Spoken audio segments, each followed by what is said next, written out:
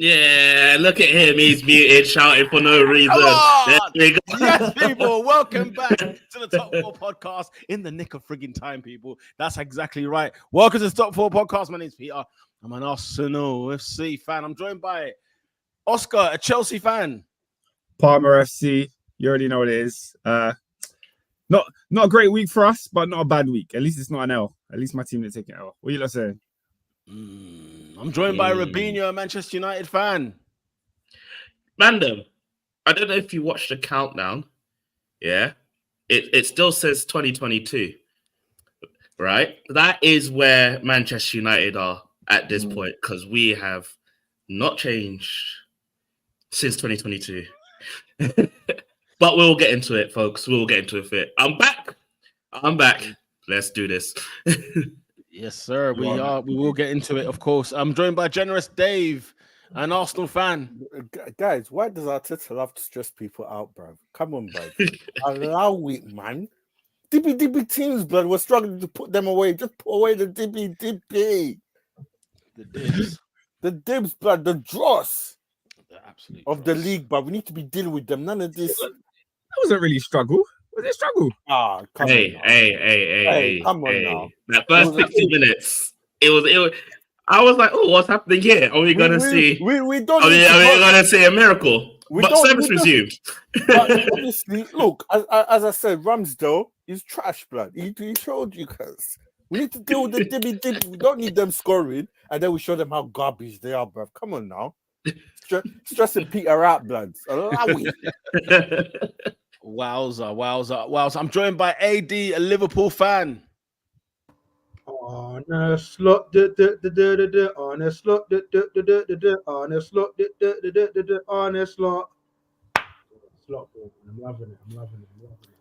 That's a bit of a great rhythm. Still, I don't mind that at all. Nah. Yeah, but you know what?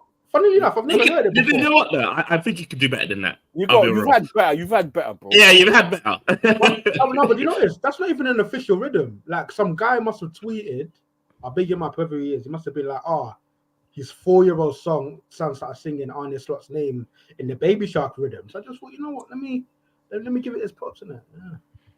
Yeah. I hear that indeed. Oh, lovely to be back here. Premier League football. You know what I'm saying? I had a good weekend. I missed last week's pod. I was fuming for a rehearsal that didn't even take place in the Champions League. Enough said about that, the better. But people, as per usual, we like to talk about the surprise or the highlight of the weekend. Talk to me, people. What was your highlight? Oscar, we'll start with you. What was your highlight of the weekend? The final boast. The final boast. Yeah. Oh, yeah. Yeah. The final boast.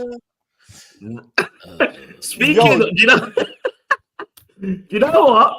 The Rock's lights go blue. So, Oscar, I'll give it to you. Hey, what's up? What am I seeing? What am I seeing?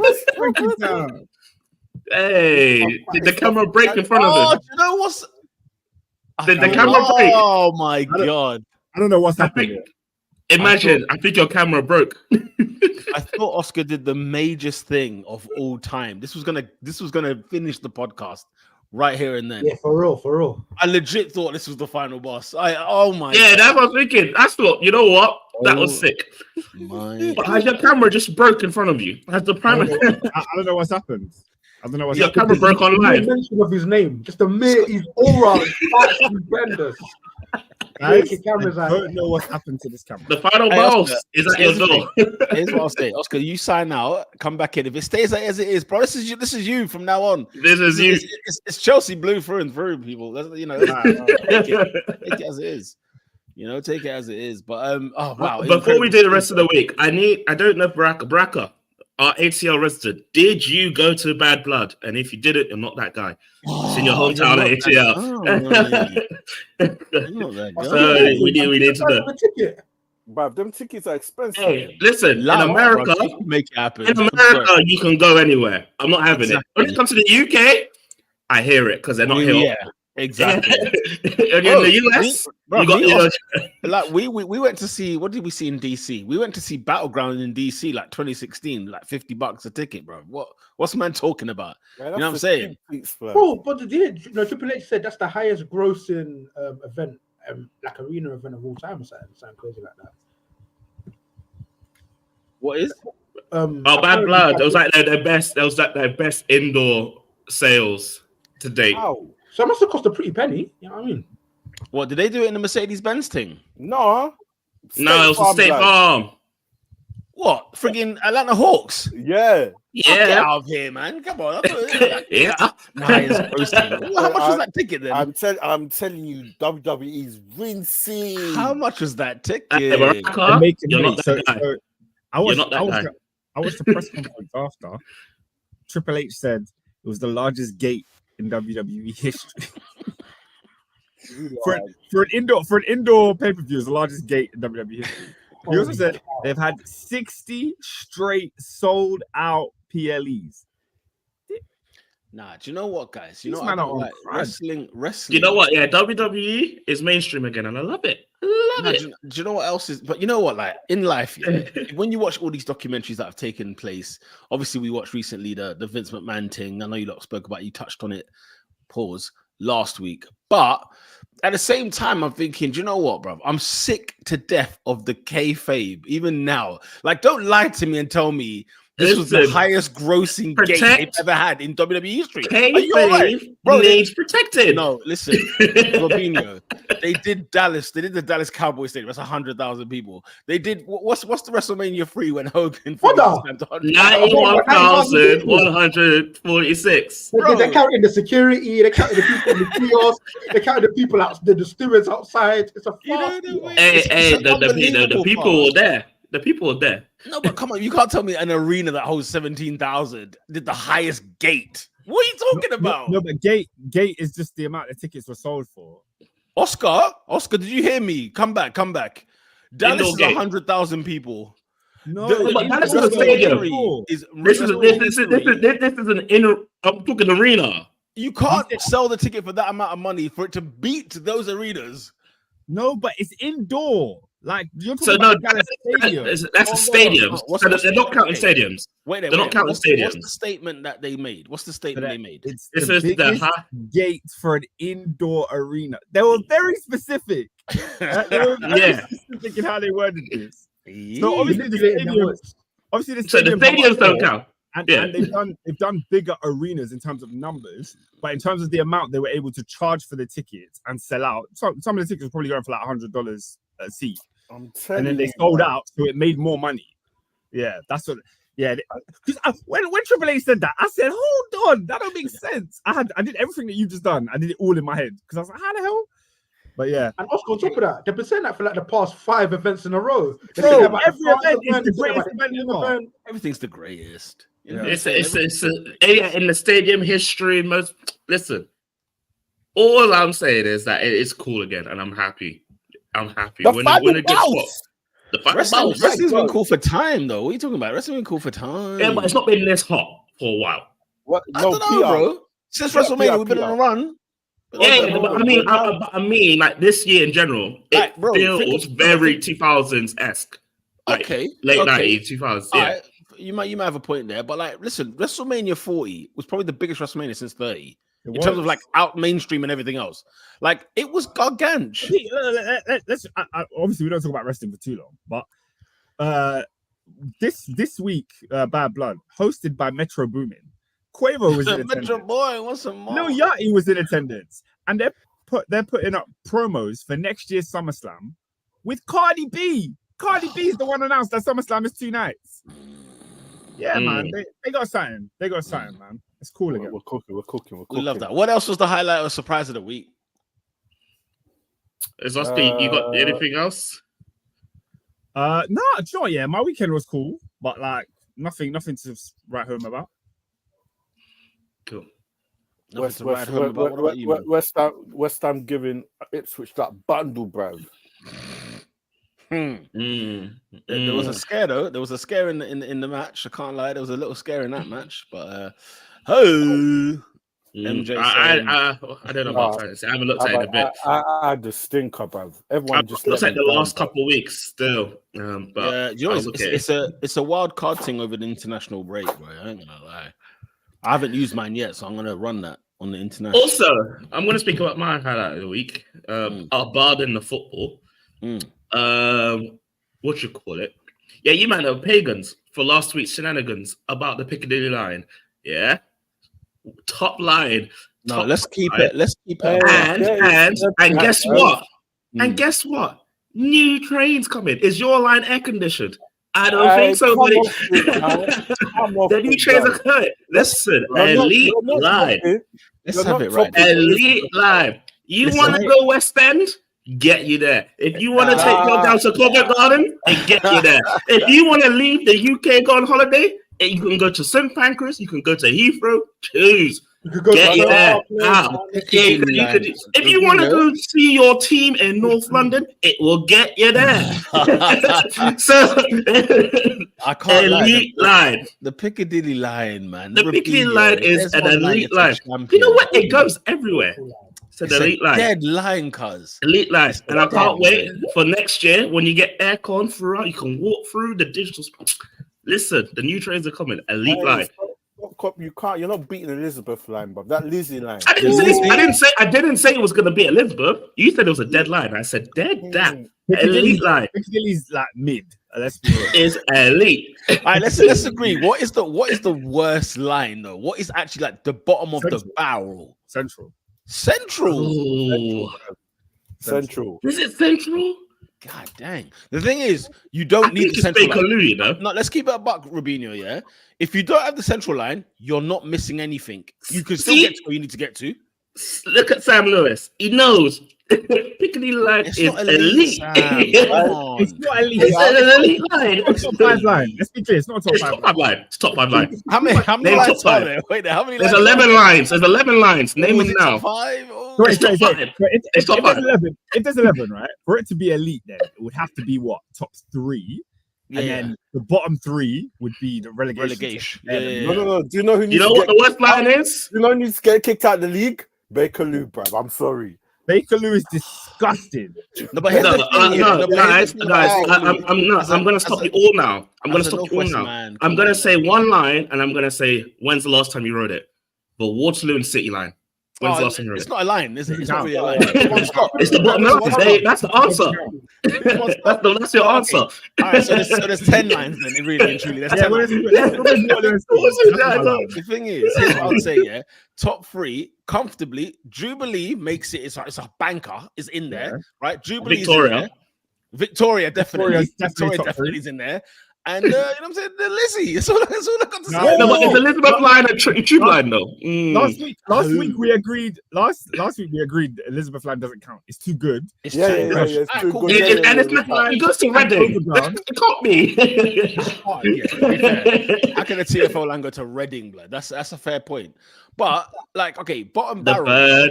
The Baker line. No, I can't like. Here's the thing. Here's the thing about the central line that I think the reason I would say, you know what, that can go in the bin is because we're not missing anything if you're not there. The Bakerloo line is a cinch for them man that are going to North Wheezy. You know what I'm saying? If you're hitting up like Wembley, you're hitting up. I don't think that's fair. Firstly, the thing is, I can say another thing. When we're talking about the quality of the line, for me, where it goes is irrelevant. I'm talking about just my experience when I'm on board. Okay, I was thinking about. I'm putting all the categories into together. Then wherever you live, you're always gonna have a bias towards that line because it takes. No, but Oscar, take away the Bakerloo line, bro. How am I getting to Northwest? I don't care. Bakerloo line sucks, PR. Or Metropolitan. I said Jubilee. Listen, I need to meet you, man, in Stonebridge. How am I getting there? Metropolitan. How am I getting there? You don't go. Wait there. You don't go. Listen, okay, here's the first of all, you said Stonebridge. That's the first. I'll paint the picture. I need to meet you in Stonebridge. I will paint. Let me paint the picture. Man's going to see K Coke, yeah? Collab settings, yeah? K Coke says, yo, we want to jump on the top 4 podcast. I say, yo, Coke, let's run the thing, yeah? Scraps wants to get involved as well. Chelsea. Scraps wants to get involved as well, yeah? My camera's done out. Yeah, shout out Endo, man. Catch the 18. Oscar, The 18. the Oh, what bus. Get the hell out of here, the bus, blood. You know what I'm saying? Nines Not any bus. Not any bus. The 18. I'm talking about legit guys, bro. K Coke 9s, yeah, and friggin' scraps, blood. Them man want to do a collab with the man them. We're not taking the bus, blood. We're not taking the bus. I'm sorry. You know what? No, we have to specify. We're not taking the 18. We're not taking the 18. The 18? No. Absolutely not. Absolutely not. Absolutely not. Listen, some ends are elite, guys. We need to let them have a line. Some ends are elite, okay? There are some. But the thing is, where's Mirad's comment? I know Oscar's gone. She was saying that Jubilee line has network data. It's from Westminster onwards to Stratford, not the whole line. I can't lie, yeah. And also, by the way, the Piccadilly line also has mobile signal between South Ken and King's Cross. Listen, I know because I use the line. It's an elite line.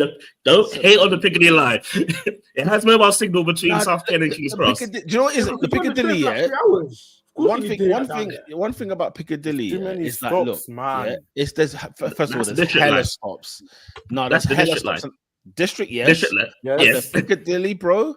Like that's long, blood. It's long. Like even to go from see from Cockfosters, to King's Cross. Listen, there's too many stops to go from just outside North London to North, like the Central North.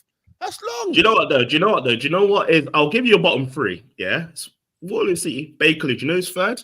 Because it doesn't have a stop by itself. It's the Hammersmith and City line because it shares track with every single other line on the tube. Hey, for real, it doesn't actually have its own. Wait, yeah, it doesn't. Because remember, the Circle line used to do all the Circle, but since 2009, it also goes to Hammersmith.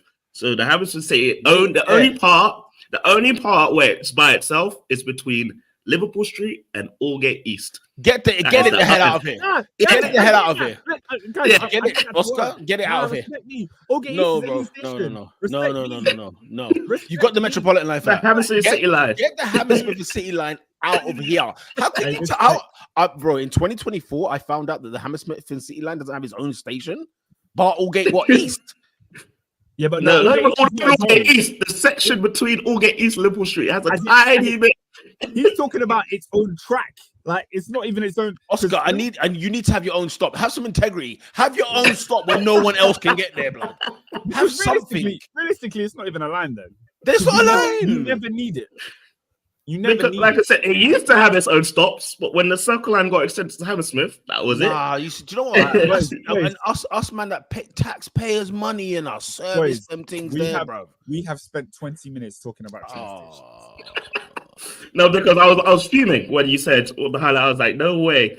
But my highlight of the week is that the new Piccadilly line trains have been announced. And I'm gassed. Why would that be a highlight? Because the Piccadilly line that's it. We need new trains. Because Robinho, let's have it right. It sucked before. Let's have it right. At least let it be new. Let it be. Have a little. Be a Victoria line for goodness sake. Have a little modern something about you. Yeah, but the thing is, even Victoria, the old Victoria, was still elite. So I'm standing by it. I'm standing by it. It was just a Bakerloo line in blue. Let's not do this. But it got you there. It was faster than the Bakerloo. I can tell you that for sure. I can tell you that for damn sure. When I get on the Bakerloo line, I feel like I'm in a time capsule. I feel like I'm riding. Do you know what? 1912 down there. The same carriage that Florence Nightingale was on. That's for facts. Yeah, facts. It feels so old. Facts. No. When I go link Ernest for the barbers, yeah, and I'm on that Bakerloo blood, yeah. Yo, to Kilburn Park. Nah, Mirad, it doesn't have its own stops. Mirad doesn't have its own stops. It shares it with the Circle line. I'm sorry. Listen, Mirad, chair on the Bakerloo line. We're in another quarantine. Like, Mirad. As a kid in school up in Harrow, blood, I slapped that chair one time, blood. Yeah, that was the end of that, cuz that was the end of that story. That was the end of that discussion because it is foul, guys. I don't know if it's still the same thing now, but the fact that you're even asking that question means that it's clearly. I think it's got new chairs. I think it did. From where? I don't remember. From where? This guy. I think it does. Let's go. No, but I'm saying. Like, even when they replaced the chairs a couple of years ago, it was still dusty. That's what I'm trying to say. They replaced the fabric, not the actual what's underneath it. Listen, look at bro, man, them cannot talk about, you know what I'm saying? Alperton. Piccadilly. It gets you there. But you know what? It gets you there. Nah, man, we don't care about them ends though. Like, let's have it right, yeah? After Hammersmith, all you want to do is go to Heathrow. There's nothing else you want to do on that Piccadilly line. Because you're not getting Hounslow, because you're not nuts, okay? You don't work for Sky Sports, so let's not try it. You're not getting Ealing's a lovely place to go to. Ealing? Oh, come on. It's a lovely place to go to. Ealing? Come on. Shout out Bukayo Saka, bro. That's all I can say about Ealing, man. You know what I'm saying? Like, yes, it's a lot, man. It feeds the city. It feeds the West End and it feeds the suburbs. Well, and it feeds the airport. What more could you want? It's a lot of things, cuz. Here's the thing about the Elizabeth line. Do you know what the reason for that line actually is? Does anybody know? To relieve stress on the Central line. That was the original plan. To relieve stress, you know? Yeah. Relieve stress is hilarious. But I know a train driver for what line does she run? I think she runs the Central actually. But she was saying that basically the Elizabeth line is the only line on the underground where you can go to every airport in London. Wait, you can get the Elizabeth line to Gatwick? So like a connector rather. Not a connection, so you'd have to change. The airport, sorry. So that's crap, isn't it? That's but no other line does it. Like if you have to change, then you have to change. What are you talking about? What I'm saying is, like if you think you go like you get me, you can go to Heathrow. Hey, Pete, you know why that's also wrong? Go on. Because the Piccadilly line also does that too. How do you get to Stansted? How'd you get to Stansted on the Picky? You could change it when you put your King's Cross. You could do that easy. No, that's not the same thing. That's not the same thing. Man. It's the same thing. It's not the same thing. Listen, when you Piccadilly, say King's Cross doesn't go to Stansted, bruv. No, but you change. No, you said you change. So you change trains and then you get to Liverpool Street. Easy. No, cuz stop impressed. When you get off at Liverpool Street, you go to Stansted. When you go to Elizabeth line, you go to Heathrow. Hey, cut this, blood. I'm overriding the podcast. Elizabeth line doesn't get you to the Eurostar. I'm overriding. Football, man. Let's get to the comments. Football. When you ask what you guys highlights of the week were, that's the funniest thing. David, big up Top 4 podcast. Hope everyone had a blessed weekend. Have a great week. Top 4 will always be number one. Do any of you guys play Football Manager? That's a touchy subject still. That is that's a touchy Dowdy's and Pete's area still. It's a touchy subject still. Peter's not a real Football Manager player though. Say that again? Peter's not a real Football Manager. Oscar, you know what, yeah? You're lucky you have the same parents, blood. I was going to say something foul to you, blood. What's man talking about, blood? You know why you're not? Why you're not real? Okay, who are you managing? Charlton FC, Charlton Athletic, and also, ask me what Football Manager I'm playing. Ask me what Football Manager I've been playing. I was probably playing like 17 or something. 2019 in protest, blood. Because I bought 2020, was it 24, the last year's one? No, what happened? Bro, I told you what happened. I was on the pod. I said it to you, you man on the pod, blood. I said live. I think I even said it in the group chat. Obviously, man's Mac in it, yeah? You know what I'm saying? It's a little bit meaty. It's a little bit meaty, yeah? So I bought the thing on Steam, and then they tried to tell me, oh yeah, your Mac isn't like, the update isn't like compatible with the new thing. I said, right, give me my £40 back then. I've been beefing with them ever since. The reason why I used to say they're not giving me my £40 back, blood. I bought this in November, blood. I used to say you're not real because you used to start in the Premier League, but now you're starting with Charlton. I respect it. What do you mean I'm not real? Because I was like, listen, first of all, you used to start saying something like Real Madrid in that. I'm like, bro, this ain't. No, I did not. You used to start with the best teams. I would always start with Arsenal because obviously you must, innit? With your own team, you start off with your own team. That's a must. Then afterwards, when I get a little bored and that, I'm thinking, okay, let me start a new thing, try build the valley. You know what I'm saying? That's all it is. Right. But the thing is, with what budget? You have to build the valley. Well, I started on less than $1 million when I started this thing. I was in League One. I ain't got time for that, bruv. I'm straight Prem, bruv. Not for blood. I'm elite, blood. You know what? All right, guys. Let me get back in those comments. Shout out Sean, who's in the building. I didn't read Baraka's. Big up Baraka. He says, big up Top 4 today. Greatest podcast air on a Monday afternoon. Love that. No, shout out to the Atlanta Georgians. Sam says, looking forward to another podcast, a weekend where the Arsenal Academy team almost took points off City. And our Forest, this season's giant killers. Oh, there was a giant they faced this week. They didn't kill them, but very close. Endo says, Peter, Do you know 7 man? You can flip. Say Endo, you're on a warning. That's a crazy comment. Yeah, without context as well. You're a wait there. Soul as in SO what? Like that's not the soul though, isn't it? What's man talking about? He's referencing a joke from Filthy Fellas where they're talking about Harry Potter, and in Harry Potter, the Voldemort, he puts his soul into 7 different. Gosh. So he said, "Do you have 7 man?" On Filthy Fellas, yeah, because you lot mentioned something last week. Yeah, Specs is the funniest guy I think in the world, bro. Like I know what you lot were saying because I'm not really a what's my man? What's the Congolese guy called? PK Humble. Yeah, nothing humble about him at all. I'm not really I'm not that guy still. But Specs is hilarious. And friggin' who's the other one? Who's the other Don? Expressions. You lot were Expressions is elite. Expressions are hilarious. You know what? And the thing is, I can't be mad at him. I can't be mad at Expressions ever, even when he's crapping because he's too funny. You know whose content is elite though? Go on. When Spurs lose, friend of the show, tapping Tobes. Oh my! When Spurs lose, Tobes is elite. When Spurs lose, his content, I'm sorry guys, it's the best. Like his head loss is crazy. Crazy. Tottenham Hotspur. We'll get into that later. We'll get into it. Shout out to Brackets as the final boss. Taha says Murad bro got Ofsted tomorrow. Again.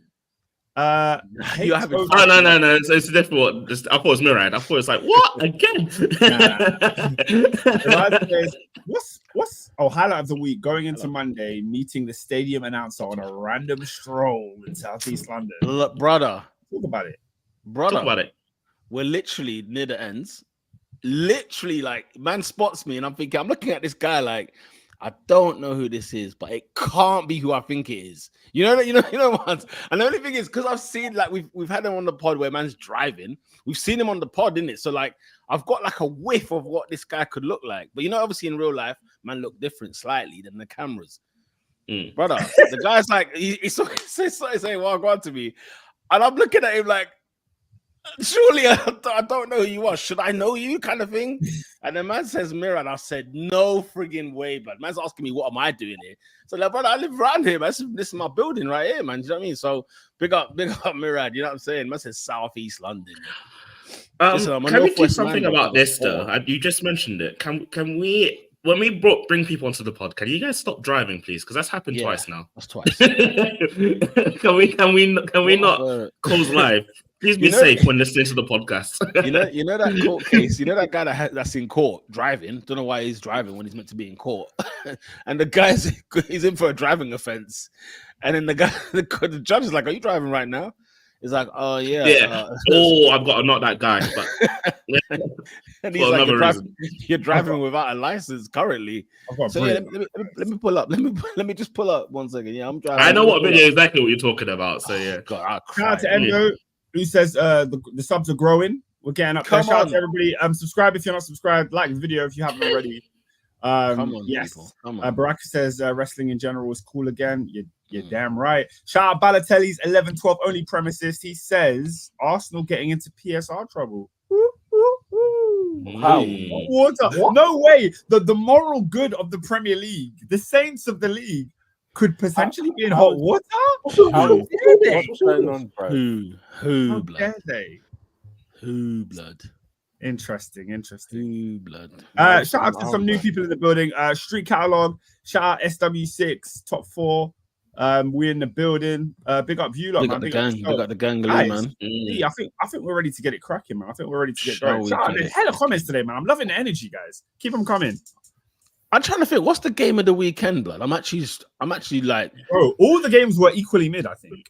Were they all meaty, blood? Meaty, bro. I think then, I don't know, like, where do we go? All right, let's have a look. Let's talk Manchester United, shall we? Manchester United. United. They were drawing 0-0, a 0-0 draw at the hands of Aston Villa as well. And it looked like we saw Emery. Yeah, the thing is, we saw an Eric Ten Hag man who seemed to be. Would you argue, like, look, if this is my last game, blood, I'm going out with a bang, blood. You know what I'm saying? I'm gonna drop all my dons and play so Evans Peter, and Maguire. can you put the banner down very quickly? Because I've Which just one? checked. This thing? Yeah, just put it down. Send the comments. All right, let me. There you go, Guys. He's still here. We want you to stay, guys. He's still here. We want you to stay. One hug. So do we start with midweek? Yeah, we can start with midweek because that. Guys, you know what? I'm so glad battle I missed of last week. nonsense. I'm so glad I missed last week because Robin, I was ready to cook, blood. Firstly, you're unbeaten this week. Let's have some. Let's have some Context. Yeah, some context. Context. Right. Let's give you the context. I'll give you the context, all right? Midweek, what happened? We go up 2-0. Cruising Europa League. No, don't think anything more of it. All of a sudden, in 7 minutes, it's 2-2. Why? How? What's going on? I need to understand what is going on with this team because you can't suddenly just go up 2-0 after a shaky start and just collapse just like that. I want to stop this experiment of putting Dalot on left back because he's exposing not only Marcus Rashford, but he's also exposing Lisandro Martinez. It does not work. Putting a right back in a left back position does not help, even if we do it. Tyrone Malacia is back in training. Where the heck is he? Right. Another question. Your best right winger, Amad Diallo, tearing up things. All of a sudden, he's helped you get points. He's helped you. You dropped him and you're not playing him for 2 weeks. Why? Am I right in thinking Amad Diallo's contract is up at the end of the season? No, he can extend. We can automatically trigger, so we can keep it for another year. So, but we are in negotiations to renew his contract. If I'm him, I wouldn't sign as long as Ten Hag is still around. That's my actual answer. We go down 3-2. Bruno is a loose cannon. And after redeeming himself for getting a red card, he decided to get another red card midweek. For stupidness. Unbelievable right? scenes, Jeff. And he's just not being contributing to this team whatsoever. We can't score for hell or high ever. I was actually surprised we actually scored 3 goals midweek. And it literally took a last-minute Harry Maguire header to actually salvage a point against Porto. It was a calamity that was somehow, I wouldn't even say saved, because if we keep it a buck, we have 2 points in this Europa League table. And I've looked at the teams. And I'm not even going to mention who's in these teams that is in that league, that competition. It's not worth the time. Wait, you man got 2 draws? Yeah. 20. Is it FC 20 and Porto? FC 20 and Porto. 2 points. Is the league this year like the Champions League, which is a one fat league? Yeah. Yeah, it's a one fat league for all of them. Oh my God. Anyways, hot midweek. Let's go on to the weekend. I put in this group chat for the people that aren't saying. I said, guys, if whatever what I've just seen, the leaked lineup is actually true, he's known he's gone. Because there's no way he could have done that. The lineup came up. Who do I see as my centre-back pairing? Johnny Evans and Harry Maguire. He kept a clean sheet, to be fair. Adrian, this is not the time. This is not the time. No. This is not the time. No, but I don't want to say in his defense. You don't change your centre-back pairings for after 6 games. He's trying to say, Adrian, we are 6 games. We are 6 games into the league, and you're telling me my players are tired and we need rotation. That's why I drew the line with him. We should have just said 6. Ligt and Martínez have been crap out of it. Yeah, but you can't say that when you bought both of them. You bought both of them. You spent £631. 2/3 of that was on the bench this weekend. £631 is hilarious. Wait, do you mean million, bruv? This Yeah, guy. million. Sorry, million. I'm tired. I'm Oh, tired. right. I'm Bro, tired. the brain Yeah. is done, blood. He's had to watch Good. United again, blood. You know what I'm saying? The Again. brain is done, fam. And literally, we couldn't even. Yes, Villa's a good team, but you know when I'm seeing Aston Villa dominate us, I'm seeing Porto dominate us. FC 20 had goes at us. Hey, Dutch champions in the past. Lest we forget How Steve long McLaren. ago, Pete? Steve McLaren. Pete, That's all I got to say about that. Peter. Ask your boy Steve. Today is not the day. Now's not the time. I'm sick and tired of coming onto this podcast every week with frustration. And tomorrow, I hope, like what it says with the good log, the new things rises in the morning. It's a new day, new blessings come. I hope tomorrow, when the United Executive Board have that meeting, we have a decision. And why is that even public knowledge, by the way? Man are saying on Sunday we found out that there's going to be a meeting on Tuesday in London with the execs of Manchester United about Eric Ten Hag's future. Like, what's going on here? United is not a serious club, man. It's not a serious club, Pete. Even with these new owners, mate, it's just a joke. I wouldn't even say that. What I will say is this. I think they went into their first year blindly faith. They saw that, he won the trophy. You know what? Let's give him a shot, blah, blah, blah. I think they generally did that. And they thought, you know what? He might be the man to turn around. And now they realized he's not it. And it's too late. It is too late because we're now in October. And it's like we have to throw this whole thing away and start again. But I always say this. It's better late than never. Because I don't want to wait until the end of the season and see where the heck we are. Get rid now and change. There's no point in trying to salvage what we can try and salvage.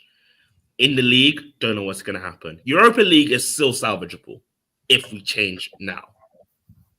But we have to do it. It is. That's bad. We are 21st in our group. We have started 6 games. Repeat it. You're 21st.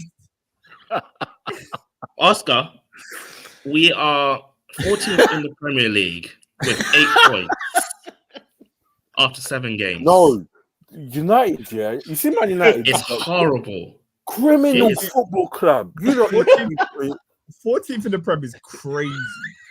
After 7 games. At the second international break. Oh, yeah. It's criminal.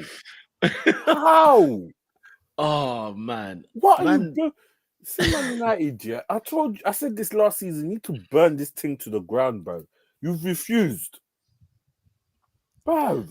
My thing is this, right? They finished 8th. They lost 14 times in the league. On what planet did Man United think this was going to get better? In what worlds did they believe or conceive that a cup manager, because that's essentially what he is, a cup manager can turn this crap around? And here we are. We all knew what this would be. Ruud van Nistelrooy is waiting in the wings. Give it to Ruud to the end of the season, because guess what? You're going to get a new manager bounce, and you can maybe salvage this. Like Man United are bozos, and guess what? Because they can't get anyone now, because essentially there's no one else that's new anymore. So all the people that he didn't get in the summer, the rumors going around is that we've reopened chats with Thomas Tuchel. That's the main rumors. No, but Adrian, we've already said this. It's 3 months too late. I've already said this. But the change still needs to happen. There's no point trying to say, it's too late, blah, blah. Cool. But you can still make that change. And you see, the problem that United have, yeah, is that all your signings that you're making, none of them seem to work together. So you don't know, is it the manager or is it you're in that limbo, you just don't know. You've had countless managers coming in and building on top of each other's dross. I wouldn't even say that this season because Eric's been backed. He has been backed. There are players that he wanted and he's got. It's not even, and that's where my eyes are more on him. It's because you asked for these man. The only one I can say you probably didn't ask for is Guy. That is the only one. But you're not using any of the players. But that you why brought. is the club signing players that the manager doesn't want? No, Because if it David, is guess that, what? He's not the manager. They know that beyond the season, Eric Ten Hag is not going to be in the dugout. Come rain or shine, that's what they knew. And my thing is this: like, this team is not that bad. It's not 14th in the league. It's not 21st in the Europa League. Kick this bozo bum out and get in a proper coach for crying out loud.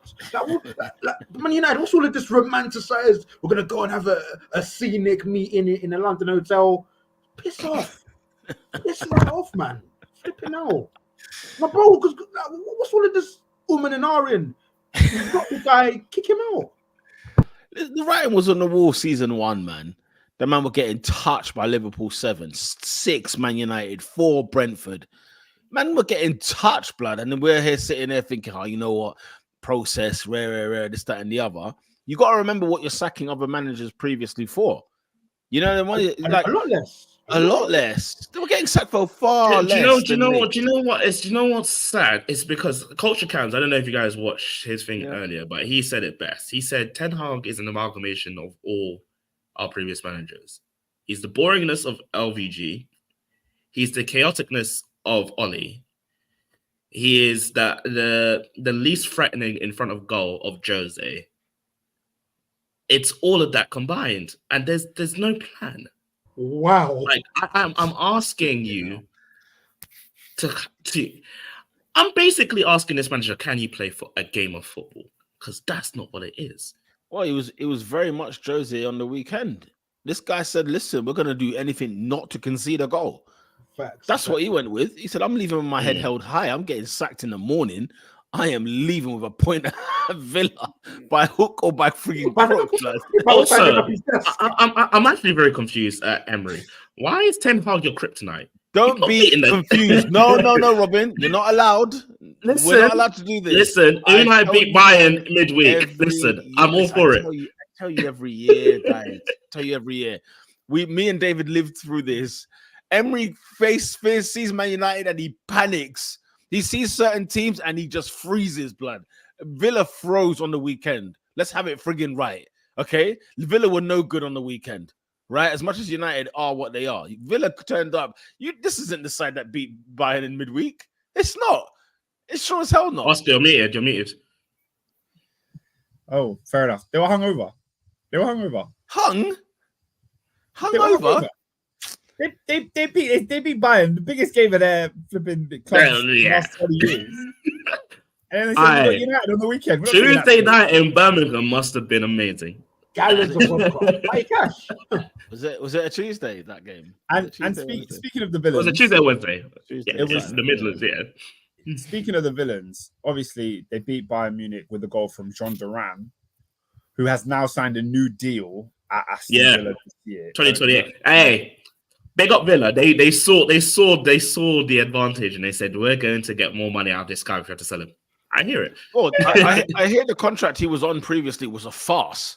Hence why he was getting linked to other clubs. Like 8K, bro. When they were looking at selling him, it was for like 40 million in the summer. And what's weird about John Duran is I don't feel like we know how good he is. Because I remember seeing him a lot last year. Last year they were in the Europa League and he would always play the Europa League games. And I remember a couple times I tuned in, I just saw this guy's ball striking ability was insane. Proper. He slaps it.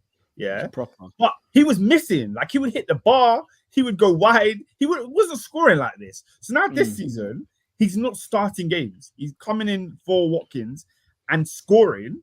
And it's like, raw, this is now one of the most informed strikers in the league, but he doesn't start. So even against Bayern, he came on and scored. He didn't start against United. So, like, how good is John Duran really? It's tough, isn't it? Because I think is he still young? I feel like he's just one of his. If he's a young bloke, I get why he's not starting games. You got Ollie Watkins, you know what I'm saying? Like, really and truly, like, Villa in that situation where it's like, okay, we don't need to rush this. We can literally like play him, you know, as and when he'll be he's the heir to the Watkins throne, really. You know what I'm saying? Is he 21? He's 20. He's not 21. He's 20 years old. You know what I'm saying? That's a baller. If you're 20 doing what he's doing now, the thing is for him though, he will need the football. He will need the games, right? He will need the minutes to really mature and get seasoned. And whether Villa can offer him that is another matter. But he signed the deal for a reason. Like I don't know why the deal collapsed against West Ham, or I think who else was linked with him? Was it Chelsea? I'm not sure. But like West Ham, I don't know what happened there because they absolutely fumbled it, or whatever the case may be.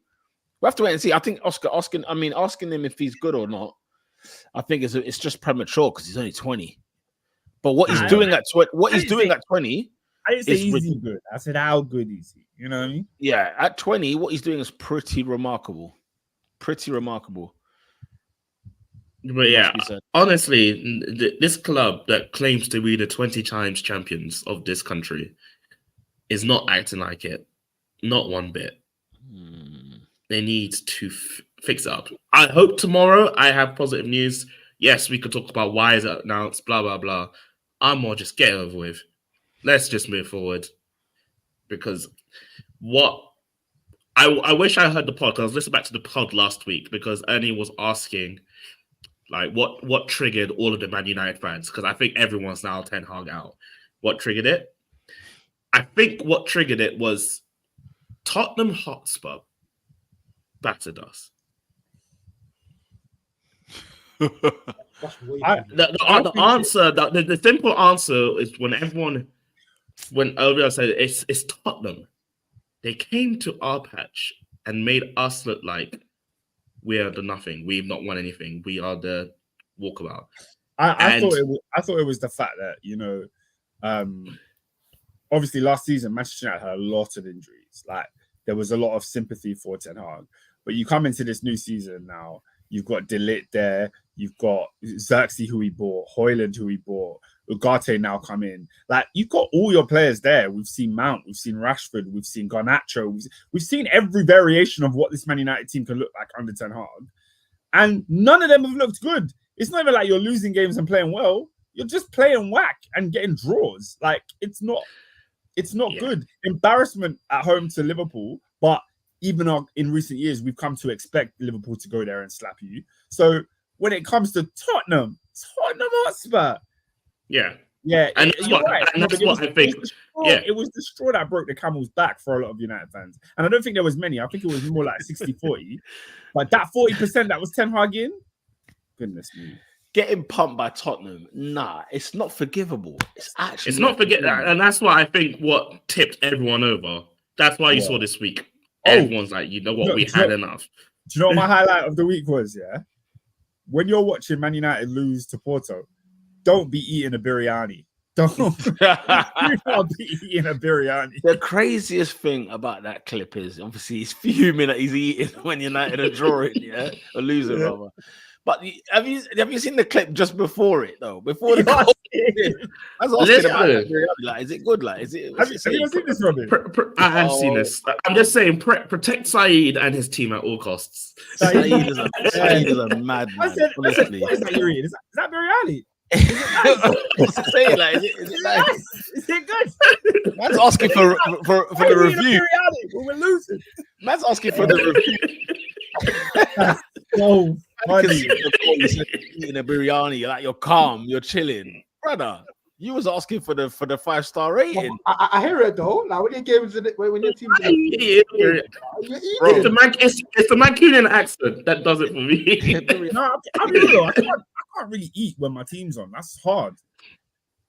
Listen, I told you before when Man United are playing, when Man United, I mute every single group chat related to football. Is it? Yeah. United. Because I'll take the banter afterwards or at halftime, calm. But during the game, I don't want to lash out at people, so I'm just like, no, mute off. Yeah. I hate it. Sometimes I'm at the game. I'm in Stamford Bridge. There's people around me talking about other things. No, next to me telling me about work and stuff. Shut up! I'm watching the game. Shut your mouth. Do you know what? Yeah, here's an unpopular opinion: food should not be sold at a football stadium because that's just bad. because are you Margaret Thatcher? I'm not Mark. Yeah, what's the logic or the? I'll tell you what. So Let- obviously, let- I was let- at let- let- I was at the Emirates on Sunday, innit? Yeah, Arsenal women, Everton women, 0-0. It's not what you need after a weekend of work, and you go for a second day tired. You know what I'm saying? Lagging, the voice was gone. This girl comes out the thing, comes out on the club level and that. The biggest like nachos a man can find, blood, yeah. Like it was like we was in the States, bruv. It was a big, like, and it was like hot dog 4 minutes. So it was like a long thing, pause, with just nachos full on deck. And I looked at this woman, I said, you can't be concentrating on the game and eating that at the same time. You're just not going to do it. It's just not going to happen. Game and eat. It's not going to happen. Oscar, this thing, you know, like even in the cinema, when man them have that big thing, and it's like, yo, come on. Like, what we doing here? Like, what we actually doing here? Popcorn is minor because I don't need to look. If I'm eating popcorn, you don't need to look. But even though popcorn, they sell too much. Because I always get halfway. I'm tired. The stocks of popcorn, has decreased because they are buying it at the gallon at the moment, right? Where you can't finish a popcorn in the cinema. If you do, you're an animal. I'm worried about you. If you finish popcorn in the cinema, you're a friggin' animal. Yeah, you're an animal. And it's £7 a box, bro. Yo, Peter. Hey Peter, when you come to Arsenal, we're at the London Stadium, yeah. What makes you think I'm going, blood? What makes you think I'm going? Come take it's the worst football stadium in the world. But shut up! Don't talk about my stadium like that. It's the worst experience for a football fan ever. Don't talk about my stadium like that. It's the worst. When you come, just take a trip to the Doritos Nachos stand, innit? Because we got a nice. If there's one, no, you know what? West Ham have got it patterned hospitality wise. Like even the food outside, the catering, they got the DJ out there. Do you know what I'm saying? They've got it patterned. I can't lie. It's lit outside, man. It's lit outside, but it's the worst football experience. It's because it's an Olympic stadium. Stop talking about my stadium. It's like made for 100 meters, not football.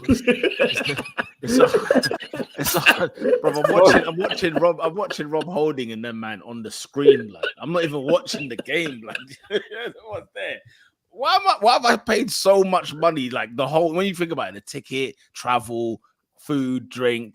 For me to just be like, I might as well say should have stayed at home. And I do it to myself every year. Every year I've gone to the London Stadium since it was, I think, built almost. And I'm like, why am I doing this again? Hey, listen. Why am I doing this again?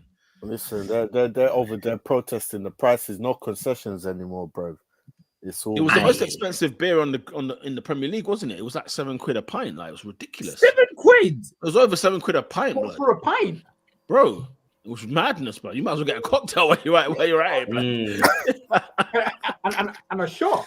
Wait, how much is a pint at the Emirates? I'm intrigued. I don't know. I want to say 620 or something like that. I'm not entirely sure. I love all of this except the fact that I love it.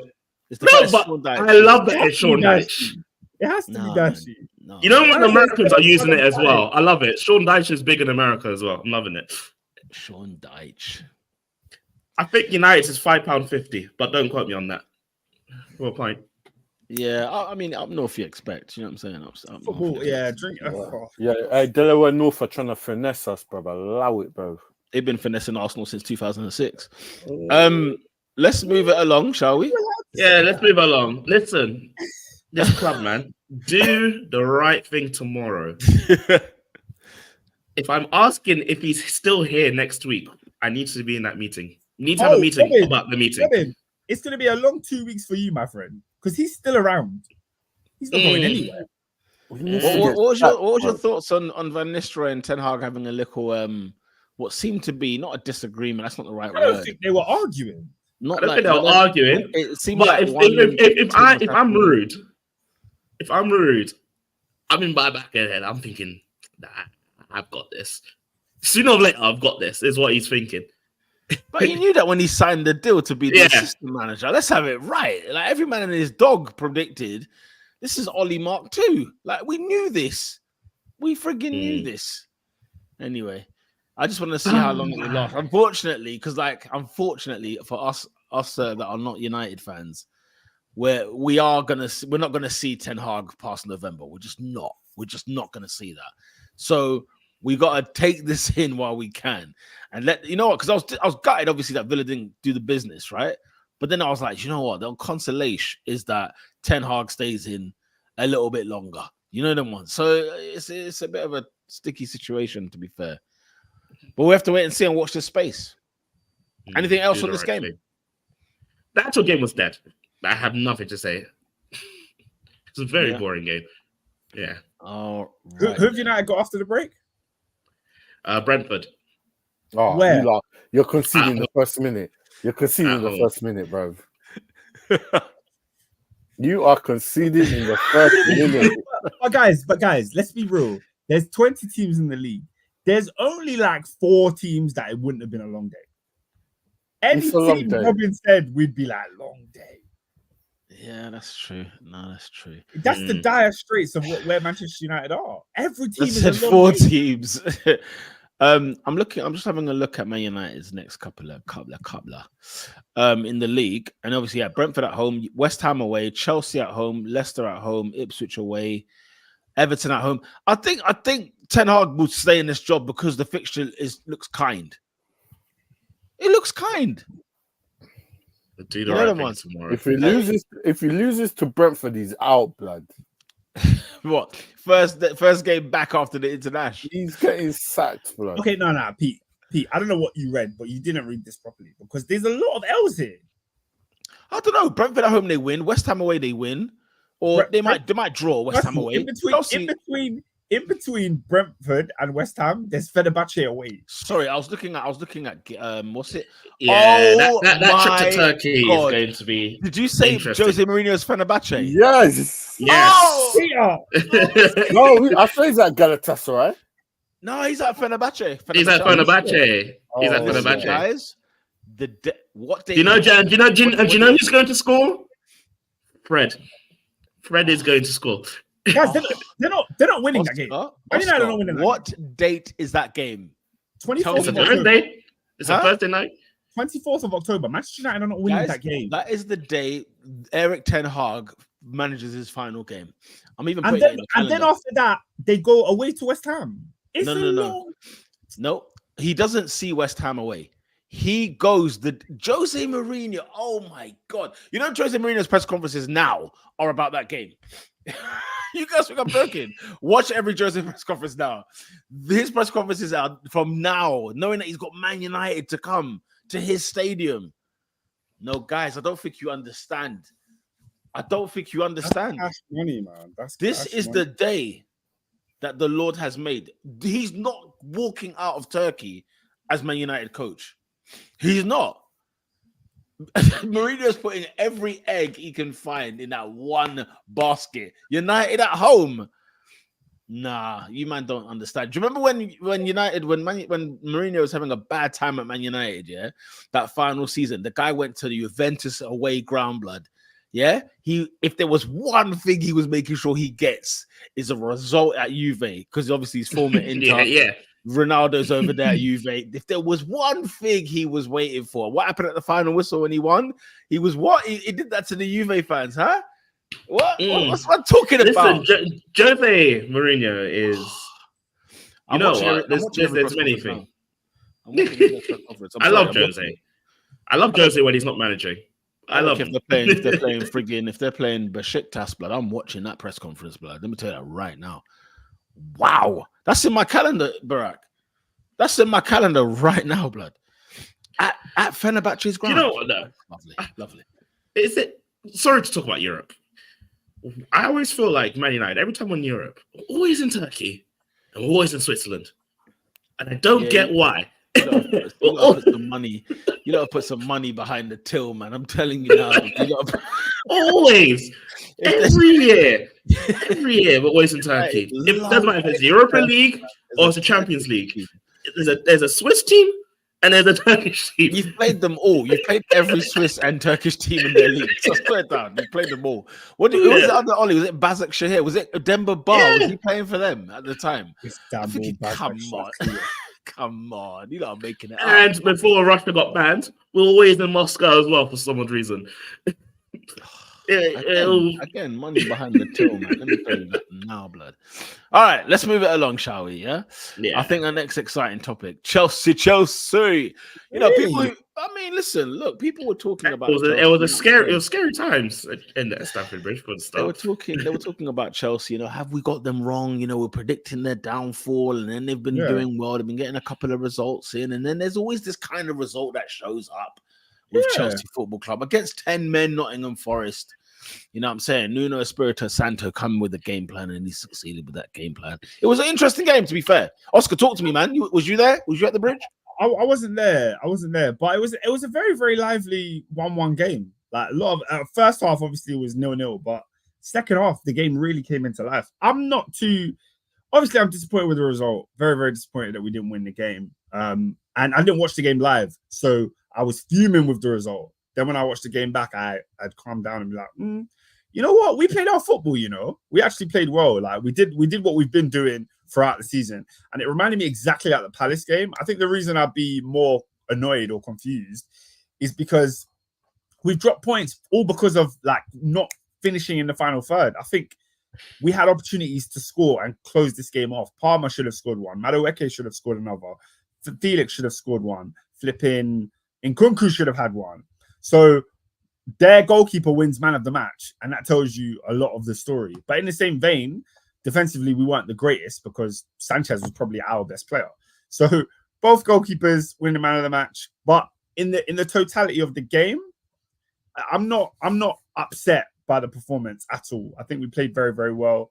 It just wasn't our day. On another day, we score 3 or 4. I think Chelsea just are plugging along. Do you know what I mean? We're not an amazing side, but we're a side that's going to create a bag of chances and consistently put pressure on the opponent's goal. So it's one of those ones where I would love to be really mad, but I can't be too mad. Do you know what I mean? Like, I don't know what you guys thought if you watched the game or not. Like, no, I only really saw the highlights, and I think Nottingham Forest slowly pucking away. I thought they would be struggling this season, especially with their team. Yeah, but they're getting points here and there, and I think for them, they are trying to do the stance that every game's a big game. And I think they actually gave Chelsea a run for their money, I would say. Look, I think Forest, obviously, they're part of the teams that, you know, they get criticized because of their, you know, dealings off the pitch and how they spent money and blah, blah, blah, blah, blah. But they've built a side that looks like they've spent money on it. Like, they've got quality in the wings. You know, you've got Alanga, you've got Hudson-Odoi, they've got Morgan Gibbs-White, Chris Wood up top, who, you know, does what Chris Wood does. Decent striker. And then, you know, they've got the odd random player that just pops up and you're like, rah, Murillo is just a decent fullback. You know what I mean? They've got players that plug in and do a job. So shout out to what Nuno's building over there. Is good. It's not enough for me to say, yeah, they were so good that we can draw at home. Never. Like, we should be winning those games. But last year, we lost. We lost this game. This fixture last year, we lost. So overall, when I look at Chelsea, when I look at the midweek, you know, we talk about Europa League or Europa Conference League, rather. We won 4-2 in that game. Some sloppy defending for some of the goals, but in terms of the goals that we scored, looks very positive. We have 2 separate squads, so none of those players that started that game are starting the game on the weekend.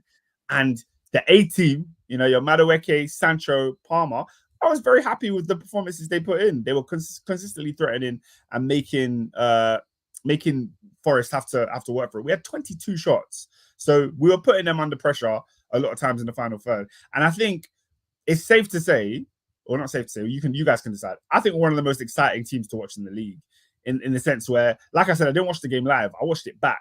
But every time Chelsea had the ball, it looked like we were going to score. Like, it looks like we were breaking on them. And when, Palmer, Sancho, Madueke, they're always just dangerous, looking very, very dangerous, but just not with the finishing touch. In terms of negativity, there were a few poor performances on the day. Nicholas Jackson, as much as he's had a good season, he's really not suited to playing against low blocks. When we play against a team that has got many men in front of the box, he he doesn't make the best runs in the box. So when Madueke gets on that wing and you're looking for someone to cut back to, he always seems to be marked. Same with Sancho. He always seems to be in a position where you can't get the ball to him. So I said 22 shots. I can't remember a shot that Jackson had, and he stayed on the pitch for 80 minutes. My other issue is I'll probably say, Maresca, made the subs a little bit earlier. Why are you waiting to the 80th minute to make any subs in this game?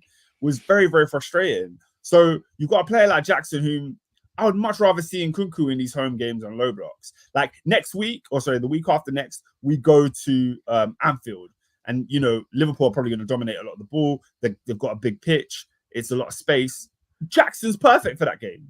He is perfect. You play Nicholas Jackson to upset their centre-backs. However, when you're home against Forest and you're playing the game in the final third, Jackson's not giving you anything. He doesn't move. He doesn't make a jink or a run or none of that. So it's hard to play him in.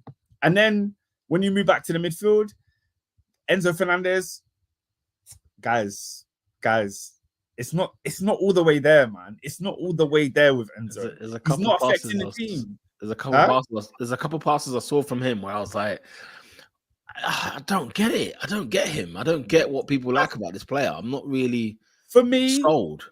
His best attribute is passing, but he's not like Cesc Fabregas. You know what I mean? Like he's got a great pass in him, and every game he'll pull off a great pass. But for me, it's more the frequency of that. You are not a creative driving force in this team. The players that create in this team are Cole Palmer is the creator, the number one. Sancho has become an excellent creator. And Madueke, he's not necessarily a creator, but he's a chaos springer. Do you know what I mean? He runs at his fullback always and creates chaos and just allows space to come for the other guys. For what Enzo Fernandez is doing in that team, you have to create. Like, surely we're dominating the ball. We're at home. That has to be on you. And when you're not doing that, it's fine if you're not doing that because we're going to create chances anyway. But when you're not doing that, you're losing the ball. He's not solid. Like, he doesn't make us stern and solid. Like, he doesn't win the ball back like Caicedo. He's not tough enough in the duels. He loses the ball in possession a lot of time. So it's like, bro, like, it's one good game, one bad game. One good game, one bad game. And for 100 million British pounds, I'm sorry, that's not good enough. I'm sorry, it's not. Absolutely. And I said this last season early on. I remember they're trying to come for Caicedo, and I said, look, Caicedo's doing what Caicedo is doing. He'll get better, and he has got better. Caicedo's been one of our best players this season, arguably the most consistent if we're looking at the totality of the season. But Enzo Fernandez, on and he's off. Endo said Oscar's finally getting onto Enzo. I feel like I've always kept it real with Enzo. Like, I don't feel like I've ever. You was a fan. I don't know, Oscar. You're a fan at the start. I am still a fan. You waved this flag still. But I don't know. I hate Endo, to be fair. I waved his flag when he was good. Like the first summer he came, he came in January, under Graham Potter. He was excellent. Like, I know Chelsea were 12th, but every week I was seeing Enzo play Havertz in behind. I would see him link up with Felix. I would see Enzo Fernandez be the metronome of the team, have 100 passes in the game, every single game. When did Enzo join? What year was this? So it wasn't last season; it was the season before in January. You know, I didn't even think that Havertz and him played together. Like, exactly, that's actually quite crazy. But he assisted Havertz like 3 times in that season, in half a season rather. So Enzo was doing a lot that was like, okay, it justified the price tag. Once we get the rest of the pieces right around him, he'll be good. But now you're seeing Caicedo perform very, very well. You're seeing our attack doesn't need Enzo Fernandez to create chances as much. You would much rather have a more solid midfielder. So that base 2 keeps us from getting caught in transition. Because as much as I'm telling you Chelsea had a lot of shots on target, guys, Nottingham Forest had a lot of shots. They had a lot of shots too. So we were not solid, and we haven't really been solid this season. We've been great going forward, so we put fear into other teams. But in terms of teams coming at us, it's not difficult. It's not difficult enough. Forest had 16 shots. 16. 9 on target. Away from home. 9 on target. Bloody hell. Sanchez was our best player, like I said. So I'm not saying, obviously, that don't get twisted. That doesn't all fall on Enzo. That's just the nature of how we play. We are not a solid team. We're not. The aim of Chelsea this year is to score more goals than the opposition. it's not to be the most well-rounded Do team. you think you're being harsh on your team defensively purely because I don't when I think of your results this season, okay, yeah, Wolves is an outlier. I think you conceded 2 there. City, was it 1? Was City only 1-0, wasn't it? See, we conceded 2 against City. Or was it 2? Was it 2-0? Sorry. 2 But against I feel like in the game that we won. Yeah. Clean sheet against Bournemouth, but if you watch the game, Sanchez man of the match. That says a lot. Yeah. Conceded against West Ham. Probably should have conceded 1 more. Some of you guys felt we should have I had. thought you won 3-0. 3-1. West Ham. Yeah. Yeah, I remember. West Ham It did was score. 3-1. Who scored for West Ham? Anyway, never mind. Yeah, go on. I think I don't remember West Ham scoring. I think it was Bowen. Let me just check. I don't remember West Ham Oh scoring. no, you're right. It was 3-0. It was 3-0. My bad. It was 3-0. I think they scored. It was disallowed. I think they scored. Maybe they scored and disallowed. Yeah, it was. And then but Brighton again. We all spoke about how great Cole Palmer was, but David was the first one to tell you the goals that Chelsea conceded in that game were shocking. So we have not been great defensively, and that's not just Enzo Fernandez, of course. That's the team as a unit. That's the goalkeeper being horrific. I didn't think Gusto was pretty good yesterday. I still think the centre backs are trying to figure it out. Levi Colwill looks great, but together, it's not amazing. So there's work to be done for Chelsea. There's work to be done. I have a quick question. Yeah, go for it, man. Right, Cole Palmer, he's on the path to superstardom. Do you think it's something to worry about with like big teams coming for him, or do you think he's going to be a Chelsea lifer? No, lifer is crazy. But when you mean lifer, I mean like a long. He's there for the long haul. I mean, he's a United boy, isn't he? So as soon as you lot knock on the door, do you know what I mean? He could be swayed at any given point. But besides that, I don't know. Has to be the big dogs like Madrid. I think it's as simple as this. Chelsea last season were banking on making top 4. That was the aim of the board. That was the aim of the club. That was the aim of everything going into the season. And a prime example of that is, our sponsor that we had last season, Infinite Athlete. Yeah. Chelsea only signed a 1-year deal with that sponsor because they knew that they thought we were going to be in the Champions League next year. So therefore we could negotiate more money for a better sponsorship deal. We didn't get that, right? We didn't get that. So when a player like Palmer, so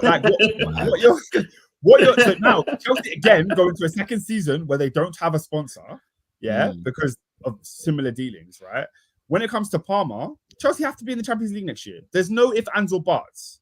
Because if we walk into the league next year without Champions League football and Cole Palmer finishes the season again on 30 plus GA, of course he's going to look to move elsewhere. Oscar, on the scale, and I'll ask the rest of the pod as well, on the scale of 1 to 10, 10 being the highest, where do you think, like, in terms of Chelsea making Champions League football, like, where are you on that scale? Yeah, I've said from day one, this team is good enough to make Champions League. And On a scale of 1 to 10. What, a scale of 1 to 10, what? The probability? 10 means that you're going to be there, as in you believe you'll be there, and 1 is like no chance. Yeah, 10 will be there. I think we'll be there. 10? I think we'll be there. I think we are the 4th best team in the league. Let me get the rest of the podders on this one. I'm going to say they've had a good start. The only other challenges for that 4th spot will probably be Aston Villa and Newcastle.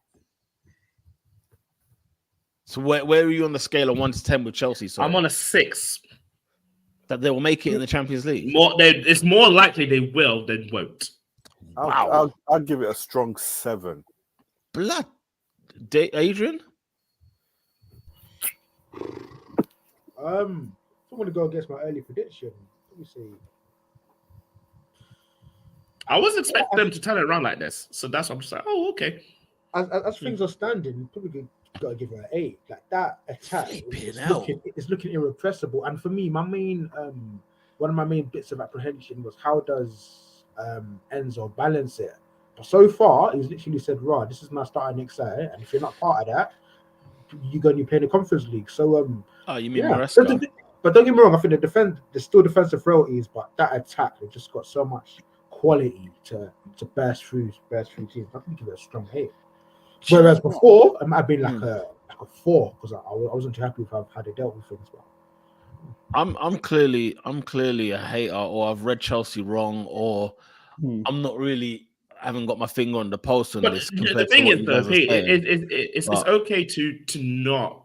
It's not I crazy to not believe it. If that yeah, makes sense. I mean, I'm in the 4-3 category purely because two things. I think Chelsea have had a decent run, yeah, in which they beat Bournemouth, they beat West Ham, they drew to Forest, which that result didn't surprise me because as Oscar said, they lost to them last year at home. Like I just feel like there's these kind of results are there that will come along the season that with Chelsea anyway. Yeah. Since City, I don't think they faced anyone serious, and I think between now and let's say the next international break, I think Chelsea have Liverpool, Arsenal, and United in that pack. We do. Yeah. Do you know what I mean? So like by the end of that pack, I feel like we will sort of get to see who Chelsea really are. I don't know if you've got like Villa or Newcastle or something like that in there, but like you've got a tasty set of games. Liverpool, Newcastle, United, Arsenal. Those are our next 4 games. I don't see you winning any of them. Nah.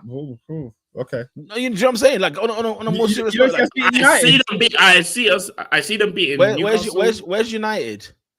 I think it's that old team. First of all, Chelsea Man United is the worst game of the Premier League season. Let's have it right. It is the worst game. Let's have it right. It's either 0-0. No, last year was an absolute blockbuster. 4-3 at the very end. It was a blockbuster. Very end. But like we've become accustomed to it being a dead game, especially at Old Trafford. And at Old Trafford, I normally see United win if anyone's going to win. Newcastle, I guess you probably will beat them if you're at home. I'm not sure, but yeah, I don't know, man. I disagree. Endo said Chelsea will get a reality check at Anfield next week. They're not a threat. Look, I think we're going to cause you more problems than you've had from anyone else this season. To say we're not a threat is I don't know. We're saying that they're going to cause you more threat. Who've Liverpool played this season? What I mean?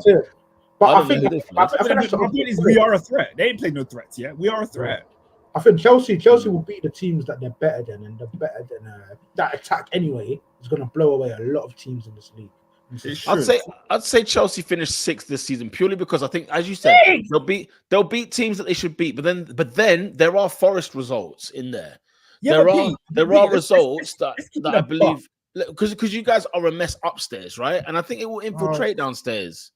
I mean, that was my stance. That was my stance at the beginning of the season with Chelsea. You know, when we're talking about. Yeah, I thought we moved past. I thought we moved past it. I haven't moved past it. I ain't moved past it because you beat Wolves and the man there, Brighton at home. You beat. I'm not moving past that, blood. You know what I mean. I was a hater. I was like, you see that Madueke hat trick? Yeah. Look. For me, my opinion, that was from Saar. That was for Gazy. Madueke done what Madueke done, but the goalkeeping. But that's the league. That's the league. That's where. Okay, got his spot from there, I guess. But West Ham are dreadful. Yeah, West Ham away is not. Come on, man. West Ham are dreadful. Oscar, let's not do this. We are doing what needs to be done. Yeah, correct. We are doing what needs to be done. Correct. That does not take what I took from the summer to now enhance. I can't. Okay, because fine, you know what I'm saying. You beat a couple of teams that I think we should expect Chelsea to win. That's fair, but I think we can all agree because we've had this podcast where we spoke about this every week. My standpoint of Chelsea from the summer was different to your standpoint of Chelsea. Sure. So you had a view of us coming into the season. I had a different view, and I think, like I've always thought, getting top 4 in this league never ever has it meant that you're a good team. Never. Fair. Okay. You don't have to be a good team. I'm not saying Chelsea are a great team. I'm saying Chelsea will do what needs to be done to get that top 4 over the line. And I want to talk just quickly on some of the comments that are coming in. You drew Palace, blood, at home. Before we move on. Allow me, man. And as you said, Bournemouth away. Yes, you won 1-0 clean sheet, happy days. But you said the goalkeeper was the man of the match. What's it? Forest had 9 shots on target. I watched that Bournemouth game with bated breath. I watched the Brighton game for the first half actually, and then I watched the West Ham game, and I was like, I wanted my prophecies to come true. Then I'm watching, I said, no, but the teams Chelsea are playing in this league, they're better than them. They're better than them, and they're gonna punish them. Yeah, no, it's true. It's true. We are. The next 4 games between the internationals is going to be very, very interesting. The thing that is giving Chelsea fans a lot of confidence is, when was the last time you seen us go to Bournemouth and win? Oh, come on, bruv. No, I know, Pete. I know, Pete. I know it's trivial and I know it's silly, but it's just like, ooh, let's get over the line. Let's go over the line. I couldn't tell you. I can tell you Arsenal's last 3 results at Bournemouth. I couldn't tell you them. Like you gave them 4 last year, no? Listen, niche. You know what I'm saying? Niche. Nah, but It's a niche pluck, man. Guys, when you're in the title race, yeah, you win games without thinking. Yeah, you win games without thinking. Chelsea have had to struggle for every win the last 2 years. It's been struggle and strife. Struggle and strife. So when we're slapping ball, forgive us for getting carried away. 6 goals at Wolves, you got carried away. Forgive me. It's a great result. Let's be clear. It's a great result. That's what I'm saying. So Endo says, can we discuss Nkunku? He's on fraud watch, stat padding in cup games, ain't fooling no one. I think he's a victim of circumstance. He's not getting the opportunities to perform in the Premier League, which is just like I said before. Nicholas Jackson has just been playing well enough to keep him out of the team. It's a bit harsh, but it's the same thing. We're seeing Pedro Neto not starting in the league. It's like did Nkunku not score on the weekend? Yeah, no, he had the header. It was a good save. There was one game where he came on in the 80th minute, guys. 80th. Yeah, there you go then. Oh, I think you're about the Bournemouth game. He scored the win against Bournemouth. I know he scored the win against Bournemouth. I just remember maybe it was the midweek, but I saw him score a goal. Oh, and then Pedro Neto's with him like do the balloon thing. Yeah. Yeah, no, he scored in midweek. So a couple goals this season. Yeah. We're fortunate enough that can keep a player just a little bit happy. It's like, I got my goal, I get to do my celebration. Cool. Yeah. But he should have got more time on the weekend. So that's the Nkunku thing. I'm not too worried, Endo, but it will become a problem. If he doesn't start at all, it will become a problem. It's a shame because he was like your best project like last year, wasn't he? Until he got the injury, which was a shame. But he seemed like the guy that was going to literally fly at the blocks and get going. Baraka says Cole Palmer had a one-off over the weekend. Now we don't have Cucurella and Fofana against Liverpool after the break. Yeah, man, missing those two is going to be huge for us. Centre back and then left back. I don't believe Cole Palmer had an off day. I think Cole Palmer was very good yesterday. I don't know, man. Oscar, what do you think? I'm not gonna dare to ask Peter because he's gonna flip and explode in the podcast. But you know that turn. Oh, if you put it in, what are we saying? If you put it in, what are you saying? I'm saying he meant it. That's what I'm saying. I'm saying he meant it. That's what I'm saying.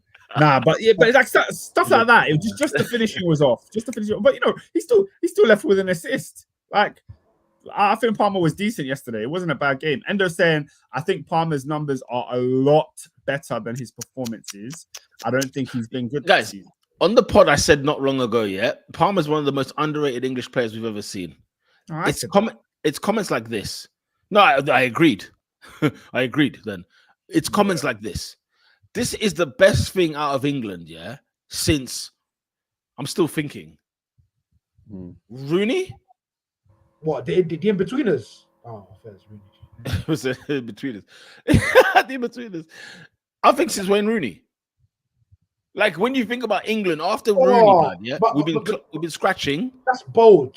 What? Is it? Like, we've seen Saka. What? Okay. Yeah, we've seen Saka for sure. I'll be like brutally honest. Is he better than Harry Kane? No. Sorry, finishing wise. Harry Kane. What I was about to say, I was like, huh. Okay. Harry Kane. But what we saw from Palmer last season was like, I don't like comparing him to Saka because I just don't think they're the same player. But I don't think we've seen Saka have a season like that yet. What's he got, like 30 goals for Chelsea already? It's a mad thing. It's not even goals though. The guy ran every game. Yeah, and he ran every game for Chelsea. Yeah. Every game. He did. So I when people say, "Oh yeah, no, some of them were penalties," they were penalties. But if you watch the game, like every bit of creativity came through Cole Palmer last season. Like he was the guy for Chelsea. He really was. Yeah. And then you saw him extrapolate that when he came on in the Euros. Assist in the semi-final, penalty in the quarterfinal, and then the goal in the final. It's just like, bro, how are you consistently affecting the game? Like it doesn't make any sense. It's cold, man. Let's I guess anything else on Chelsea? You got any more questions? Like I said, after the international break, Whoa, Pete. Fixtures. Yo, whoa. I thought that was me. Peter. Whoa, Pete. Peter, the Whoa, internet Derek. is moving mad. Word? Now you're back. You're back. No, Am you're I back. back in the flesh, yeah? Kinda. You're a bit fuzzy. Oh, now you're back. You want HD. You want HD, but now you are again. I was a fizzy, yeah? I was just saying, like, the international... So we're in an international break now. Between now and the next one is 4 fixtures. In which we said, Chelsea will play Liverpool. They'll play, I think, Arsenal. They'll play United. Is it Newcastle? I can't remember if Newcastle, Villa, or Tottenham. It was one of them tasty ones up there. It is Newcastle. Honestly, I need to see how Chelsea get on these next 4 games. Out of 12 points, I would love to see what they are. And I genuinely believe that's the Chelsea we'll get by the end of the season in terms of we've seen them now a good bulk of like 12 games. Here's where they are. That's genuinely what I believe with them. And, so I'm watching it with the eagle eye. I honestly don't see Chelsea breaching our defense next week. Obviously, Endo's a Liverpool fan. They've got a decent shot, mate. I'm sorry, there's not a single game I'm going into this season thinking that we're not scoring. It's just how many are you keeping away is more so the question. Yeah, will we? Especially, yeah. Anyway, yeah. Remember a couple weeks ago, guys, I said get me at Anfield. Remember I said that? Yeah, that's brazy. Like you went too far with that. Well, we're gonna teach you a lesson. I went further, Adrian. I got a ticket. I'm gonna be there live in the flesh in Anfield, Liverpool. I'm gonna be there. The Anfield Raw, Oscar. Well, Oscar, all I want to tell you is this: I hope you bring a portable charger. That ride's back is gonna be lonely. So you need some music, some good music to get you home. Are you taking that Avanti West Coast or you? No, my friend's driving, so it's gonna be a fun. What time's kickoff for that one? I think 4. It's a Sunday. Is it 4:30 on a Sunday? Is it 4:30 on a Sunday? Oh, that is long. I can't lie, Oscar. You man are gonna get put. That's a solid 6-hour drive, you know. Anfield's hot. Anfield, I'm not gonna lie, man. At home, I probably would have given you like a draw thing. I could have given you a chance there. At the nah. And then don't forget, Oscar, when we rock up to Stamford Bridge, yeah, because we're coming there soon as well, blood. We're about to lay the smack down on you, man. You ain't getting no goals. No goals. Listen, when Nicholas Jackson is running at Virgil van Dijk, think of me. Think of me. Who's your left back? Is it still Robinson? Yeah, Robertson. How old is he now? Andy Robertson. He's 30. Ask yourself, does he want it with Madueke? Does he want it? Well, we're managing his minutes. He's gonna be fit as a fiddle. Does he want it? All right. But Robertson don't stop, you know.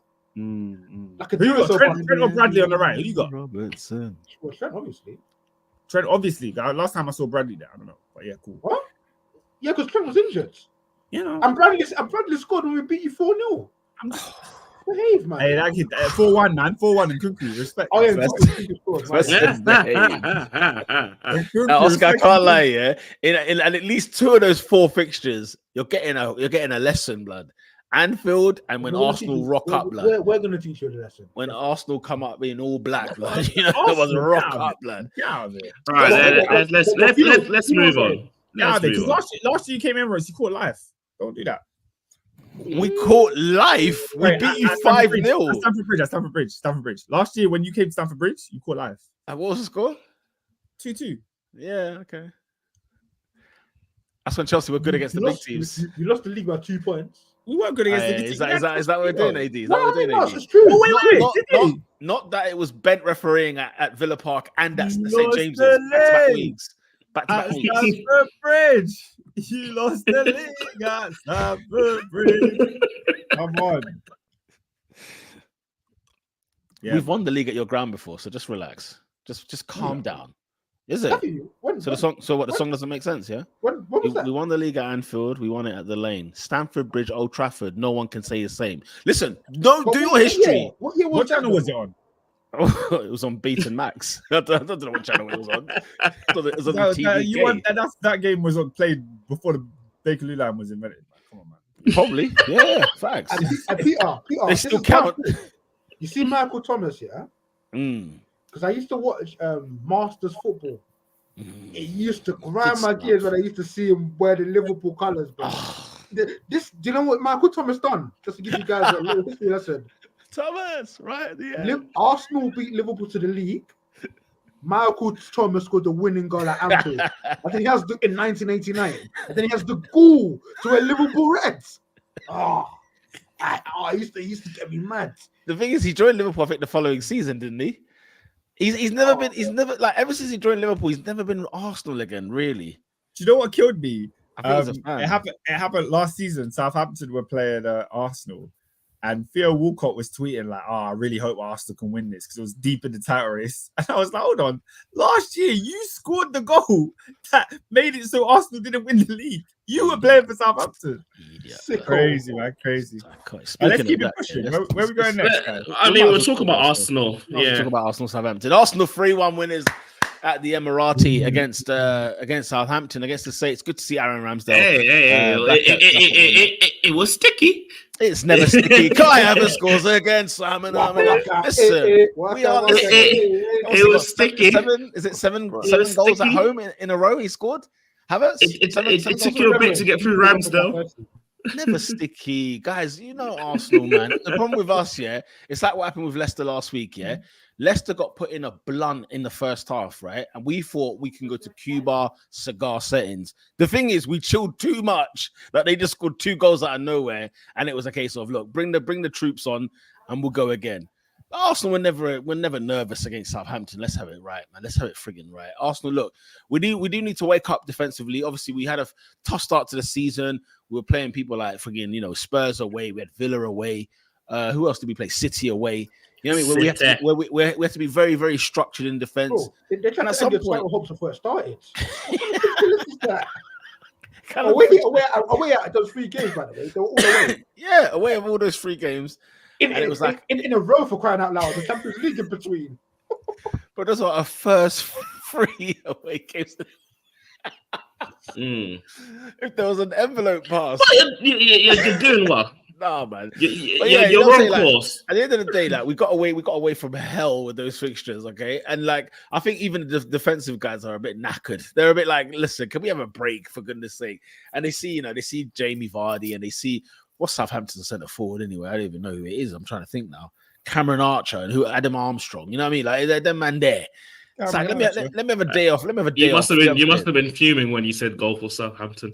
Do you know what? Again, it was one of them ones where Southampton hit us with a wet fish, and it was like one of them ones. Arsenal, get your finger out now. Let's deal with these lot. These men are not serious, blood. Passing out from the back again at the Emirates, right? I was thinking, let's deal with these man. Let's deal with the matter. And lo and behold, you know what I'm saying? Once we scored the first goal, I thought the changes were quite oh snap! He made all 3 changes straight away, and I thought, do you know what? I felt like even without the subs, we would have been all right. Like Martinelli, obviously getting the second goal. Getting that winner over 2-1, it was glorious scenes. But I think we were kind of waking up. We were toying in the first half. Jesus, Raheem Sterling, they got their run, and it was a bit like they thought they could have 16 shots each, and maybe some might go in. It was a bit too play, not enough, not lethal enough, not clinical. And then Martinelli comes off the bench, 1 touch, bang, 2-1. It's like, okay, here we go. Havertz, in fact, straight away after we were goal down, Havertz straight away, cuts into his left foot, bang, in off the post, 1-1. It was just like, here we go, routine friggin' check. And in the end, it was one of them ones where I was worried about nothing. Defensively, it was a bit annoying, but Southampton got put to the side. You've had a good week because I was going to say that you've had a good week in general, especially midweek as well, beating PSG 2-0 as well. Guys, sorry to go off topic. I was watching that game and I've just realized that I'm not a fan of the new remix of the Champions League anthem. It's garbage. I'm not. We've had one Champions League anthem, and it needed to got remixed in its rawness. This remix is pissing me off. I can't stand it, guys. You guys brought up the negative. I didn't bring it up. Yeah, you guys brought up the negative. Is this Champions League kind of washed? I'm loving the new format. Are you I'm loving not it, really Robbie? for. I'm actually all for it. Loving it. I'm gonna keep Actually, that yeah. fuck, yeah. You know, like in previous years, I used to know like where we were in the table. Like I didn't even look for my table, and I just saw our Arsenal 4 points. They're either number one or number two, whatever, blah blah. I see us man in like 8th or 9th. And also I'm there like, what's going on? You could also check to see how the other games are heating up, the other groups are heating up. So even if your group is not the most exciting, which sometimes happens to What's going on, yeah. you see, oh, this group's tasty, that group's tasty. What is tasty in this? Like, guys, what is tasty? Where's the meal? I think it's what David's saying. Like when you get to like match day 7, match day 8, you're like, raw. If I win this game, I finish 6th. If I lose this game, I'm 17th. I'm out, bro. I'm out. No, look, listen, I'm waiting because David promised me it's going to get good. I genuinely, because you got to deep it. I'll give you an example. Like Real Madrid lost the other thing. Like, yeah, they lost a little midweek. You got Bayern losing. I'm telling you, there's going to be some big teams looking for points, blood. Also, that's another thing. The quality of the matches as well. Like we're seeing like heavyweights slugging it out early doors. Like that's what we want to see. We want to see the best putting their stuff against the best. I don't give a damn about what. It's always like Real Madrid versus Shakhtar Donetsk at like 5 p.m. and that's our official turf. I don't care about all of that. I don't care. Yeah, 5 p.m. European games fast, man. Fast. Yeah, I mean, look, I used to, one thing I didn't take into consideration with this group here is that, like in the Premier League, like Arsenal could lose 3 games in a row, they won't be lower than 4th. But the fact we're unbeaten, we've not conceded a goal in the Champions League. We are scraping the top 8. Now hold on, hold on a friggin' minute. Do you actually know where we are? No, where are we now? Because I think we played the Tuesday. We're 13th. We're 13th, guys. Wait, we've won 1 and drawn 1. We conceded no goals. At the moment, you're having a playoff. And we're having a playoff. If you don't improve, that's the problem. That's why, Oscar. That's what I did not take into consideration. Me thinking, we're in the top 4 somewhere. No, I'm telling you, Oscar is going to get juicy. Just wait. Let me wait. That's the thing. Like seeing Madrid lose, I was like, oh, Madrid lost. Oh, Bayern lose. Oh, hello, Bayern. What's going on here? Villa have got 6 points, man. What's going on here? So Let me give you the top 8. Yeah, you got Dortmund, Brest, Benfica, Leverkusen, Liverpool, Aston Villa, Juventus, Man City. Juventus, I forgot they were even back. What the Brest? So and then I didn't even know they're in the competition. And then but they're slapping teams.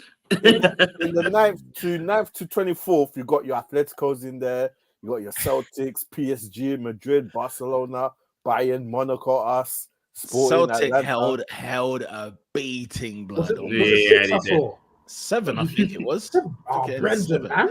You can't get Brendan's European record is a joke, but also you can't get beat 7 in the Champions League. I don't care what country. The team that was last. Remember, Bayern battered the other team 9, scored 9. Again, teams that shouldn't be in the Champions League. And Dynamo won. I think they won their game after that. Oh, was it Zagreb? They beat. Yeah, Zagreb. No, man. You know what I'm saying? Well, Zagreb's a group stage team. I found myself looking for the Russian team in this group, yeah. Obviously, I couldn't find them. And I said, this is a joke team. Like, man said Russia Russia can't do anything in the world. Like, that's a joke, guys. I'm not going to lie, guys. Because they expelled Liverpool in the 90s as well. Like, Liverpool in the Champions League or Europe in the 90s. Bro, ask Everton if they've played Champions League football, even though they've won the league before. Ask them if they've played Champions League football. They don't know what that is. The men don't know what it is. They've won the Premier, like the top division in England. Didn't play in Europe. What like Dixie Dean days? Like 87, didn't they win the title in 87? What do It was the start of the ban, I believe. They won like 85, 86. I think 85, 87 they won the league. Mental, because I know they beat us in the FA Cup. No, I never knew it was that recent they won the league. Bro, the man, you know what I'm saying? I haven't. Put on the names, man. Put some respect on Everton's name. They're there, bruv. They're there, man. Unfortunately, we were banned in it because of Liverpool. Fucking playing Liverpool, mate. Yeah, man. It's never your fault. Anyway, Arsenal beating Southampton. David, what's your thoughts? What are your teas? Whoa. But even Oscar, mate. Huh? You see, don't worry. Let's move on. Oh, I missed it. Don't worry, we'll keep it moving, bro. We're not getting cancelled. Keep it moving. What was it? My thoughts on the game, bro. Just deal with the dibby, bro. Stop messing about, bro. Were you nervous about it though? When Cameron Archer slots that one in the bottom corner, what do you think? What's going through your mind? Bro, why were you playing party at right back, blood? Just allow it, bro. The trauma, David. The trauma. I'm telling you, I don't give a right back was traumatic. Stop it. Honestly, absolutely traumatic. Because I lived it, mate. I lived it in friggin'. But you see, for Arsenal, yeah, the one position I thought you man you'd have an abundance of cover was fullback. Because for it to get to party, you know what you have to skip? You have to skip Ben White, then you have to skip Timber, then you have to skip Tomiyasu. 3 years of cover to get to 31-year-old Thomas Partey at right back.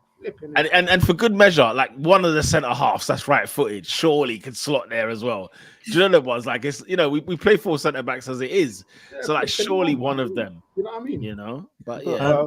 Endo's asking David Pierre, is it concerning that you're going hammer and tongs with Leicester and Southampton at home? Steady.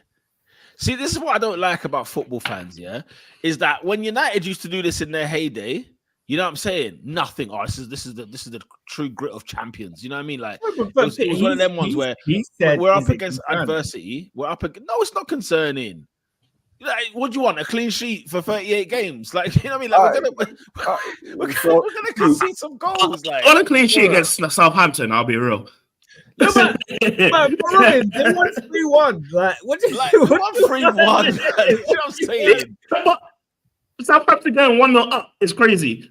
Yeah, but Southampton won it up for like 5 minutes. Bro, it was barely that. You know what I'm saying? Like an extended period where they were. If you went to the toilet after Southampton scored, you would have missed Kai Havertz's equaliser. That's what we're talking about here.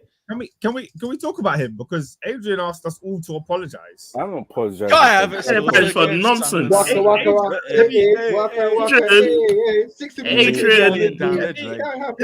me let the listeners in on something, right? So after the Arsenal game, Adrian comes in the group chat and he's like, "Guys, we owe Kai Havertz an apology." I said, "What?" I said, "We." What about me? I do. Yeah, you apologize because I'm not apologizing. Kai, I don't even know his name. Kai Andre Havertz. I apologize because I'm gonna be honest and I'm gonna be totally real. I was one of the loudest detractors, the loudest haters. I prepared that move. I said for 65 million quid of all the attackers in Europe at Arteta's disposal, you picked him. You picked him who scored 7 league goals for Chelsea. Who's flattered to the sea for 3 years on the bounce. I've seen very little to suggest he's even a good, let alone great Premier League player. Fast forward 12, 13, 14 months, thoroughly impressed. You know, the goals are coming, and just the overall contribution that he's made to the Arsenal side for me is phenomenal. He's working hard, he's harrying, he's winning these deals, he's an aerial threat, and I'm not going to lie to you. And again, I'm not going to lie to you. And I guess we can have a back and forth after this little monologue. And for me, like, even like outside of the goals, like that Man City game, I don't give a damn if he didn't complete a pass. I don't give a flying rat's backside. He was phenomenal that game. He covered every blade of grass. He done exactly what his manager wanted him to do. And his team left with a point away to a title rival. And that point could maybe be what tips it over the edge. So, AD, thank you very much. Thank you very much, because you're the only one that's got the cajons to actually come out and address it like that. Yeah, these haters over here, like just looking at the sky, looking around. You know what I'm saying? You need to apologize, bro, because Havertz has been phenomenal for Arsenal, and them don't want to agree. Look at your face. So you want me to apologize, yeah, for a guy who's only just scored double-digit goals for Arsenal. Wow. Seriously. Wow. Seriously, guys, this is what we're doing. Is this what we're doing? David, he's one of the first names on the team sheet now, blood. I You don't know you're give a- starting him. I don't up give a top. damn. You don't have a striker that you beg for all I summer. don't give a damn. What do you bro. mean? He's one of the first names you'd put on your team sheet right now for Arsenal up top. By the way, this Arsenal side, 2024 Arsenal, yeah. This year, this season's Arsenal, 15 goals and 7 assists since February. You know, we're naming about, AD named how many goals he's got for Chelsea. He clapped that at Arsenal comfortably last season. His goal record at Chelsea was horrific. Yeah, but his goal record at Arsenal is very good, and his performances for Arsenal fantastic. He's been brilliant for Arsenal. There's no denying this. Like, to sit here and still be like, guys, we can't be still here like we are last year. Where I'm like stopping, it's like what we've seen from Kai Havertz this season has been good. What we saw second half of last season was good, but for the price tag, that's what you expect. Like, brother, he's not been great for the amount that you spent on him. He's impacted the team to a level that you should impact the team for 65 million pounds. So the 65 million quid is worth what we've paid for him, isn't it? No, because you could have got it from you're on drugs. You're on drugs. Oh, you could have got it from You're on drugs. No, because AD, I came off the pod last time when we compared Dominic Solanke to this transfer. I left the podcast. The same thing. Because Solanke's doing the same thing. Sorry? Solanke is doing the same thing. See what I'm saying, AD? You see what I'm saying? Like, listen to everything. Listen to everything. Oscar, you need to take your emotions. Take your emotions away from the situation, because I know this is touchy. Because obviously he's your player. He was your player. He played for your club. You had your highs with him, and you had your lows with him. I get all of that. Believe me, I do. I understand that thoroughly. Yeah.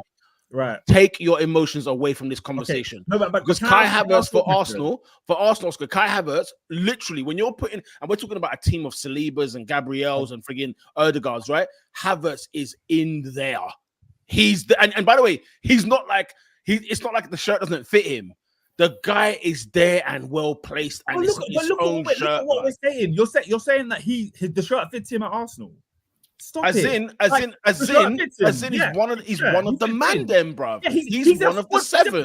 He's a player. He's one of the seven. He's a starter. Of course, he should be. What I'm saying is he's one of the seven. You know what I'm talking about when I say the seven. He starts for Arsenal. You're saying one of the seven. Since when has seven ever been a number that we? Oh, come on, Oscar. I've talked about the seven for years. AD, you remember? Thank you very much. Thank you very much, AD. Oscar, we said this for years. He starts for Arsenal. He starts for Arsenal. Now, where my issue is with this whole thing this spiel that Adrian spoke about, he's talking about harrying, covering every blade of grass, winning duels, because Adrian says it like Arteta. He's been saying it like Arteta for the last month. I don't know why. Arteta, I love the duels. I love it. Arteta. No, I'm saying Adrian's been saying it like that. Havertz has done better than you man thought he would do for Arsenal. Face facts. AD's apologizing for that very thing. But when did I ever say he would do bad for Arsenal? Wait, steady the frig on. You said we shouldn't have bought him. None of you not said he should have been an Arsenal player. Because you could have bought better. You could have bought better. Sorry. You bought Nicholas Jackson. Did you hear us talk about you should have got someone else? Jackson performed better than Havertz. Did we? Did we say that? Who did we say? We actually did. Because remember, I actually remember this because Oscar was raving about getting Haaland that season when they got Nicholas Jackson. Oh, hang on. Haaland was already at Man City. Can't be that year. Can't have been that year. The year they got Lukaku is the year Oscar said they should have got Haaland, because Haaland was still at Dortmund at that time. But here's the thing: he still was raving about not getting Nicholas Jackson. There was an emergency friggin' SOS podcast on that weekend, because it was like, what is Arsenal doing? Yeah. David talked about shopping. There was spins.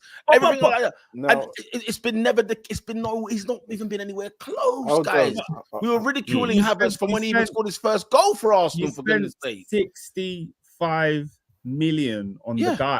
Yeah. And you guys question, Oscar. Who's done more for Arsenal in their Arsenal career? Declan Rice or Kai Havertz? Rice. Okay, there's your problem. There's your problem. Who was better for you last season, Rice or Havertz? Kai Havertz. What are you talking about? Do me a favor. What are you talking about? Do me a favor. What are you talking about? Oscar, I saw Jorginho. I saw Jorginho play like 7 games where I did not remember Declan Rice. And it's no disrespect to Rice, by the way. Rice was not bad for us. Many occasions on this podcast, I said, yo, this guy is so frigging good. Like, I didn't realize how good Rice is. He's bloody good. It's been amazing. But when Kai Havertz is not playing up top, we're scrounging. We're searching. We're looking. You're talking about the quality of the other players. You brought the fee. No. You brought the fee. We bought a player that for not- 100 million quid. We Yeah, bought him for 100 million. And guess what? I've not had a peep out of your mouth about Declan Rice and because transfer fee. Rice has been Rice from day one. Oscar, Rice has Rice not been didn't worth need to 100 warm up. million quid. Rice hasn't been worth 100 million quid. In the same vein, you're talking about. Wait there, AD. In the same vein, they're talking about Havertz not being worth 65. Come on. Rice is. First of all, when you were talking about the seven, guess what? Rice is in the 5. He's not in the 7. He's in the Arguably the 7. 3. He's in the That's 7. That's how important Declan Rice is to your He's team. in the 7. He's So, in the 7. The only reason you've got this thing of Havertz is the name on the team sheet is because your other attackers haven't stepped up to the plate. Oscar, that's a disrespect. No, that's a disrespect. But the reason Havertz is one of the 7 is because he's elite when he's playing for us. What are we doing? He's decent, man. He wins duels, bro. Whatever. You don't watch Arsenal. You don't watch Arsenal. That's fine. You don't watch Arsenal. No, you don't watch Arsenal. That's fine. Because here's the common. Here's one thing Oscar made very, very clear. He's a disrespectful human being because he said the reason Havertz is the number 9 at Arsenal is because the others are not good enough. That's not what I said. Oscar, AD, what did he just say? What did he just say?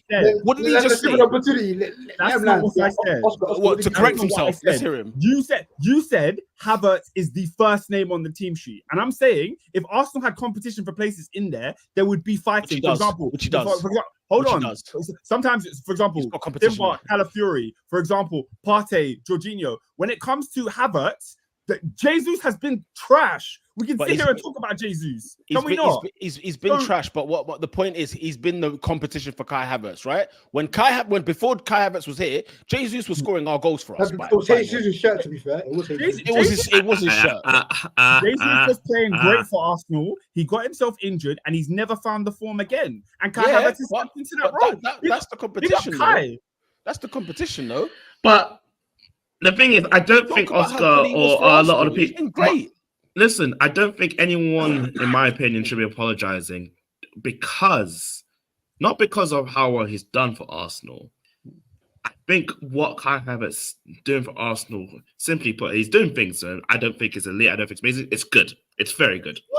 I didn't expect it. I could be on a fake bandwagon that I did not expect him to be this good in terms of what he did because of what I saw at Chelsea. Oscar shouldn't have to apologize, or any Chelsea because he didn't deliver for Chelsea. And guess that's what? my stance. When he's still saying now that he's not even worth the 65. It's ridiculous. No, I'm saying now. He's just been good. He's just been good. Oscar, Arsenal are at the pinnacle of football at this moment in time, fighting for all fronts. We're up there. He's one big reason for it. He's up there. He's a big reason for it. You challenged the league this season before you bought Havertz. Oh, I'm sorry. We bought Havertz. We've challenged a better time this time round. What are you talking about? Time?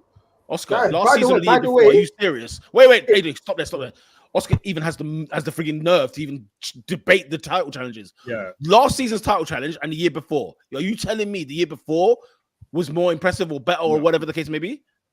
I mean, it's marginal. You challenged for the league both times. Like you're off it by a few games. Like it's to say that. Well, it was a points gap in between two of them.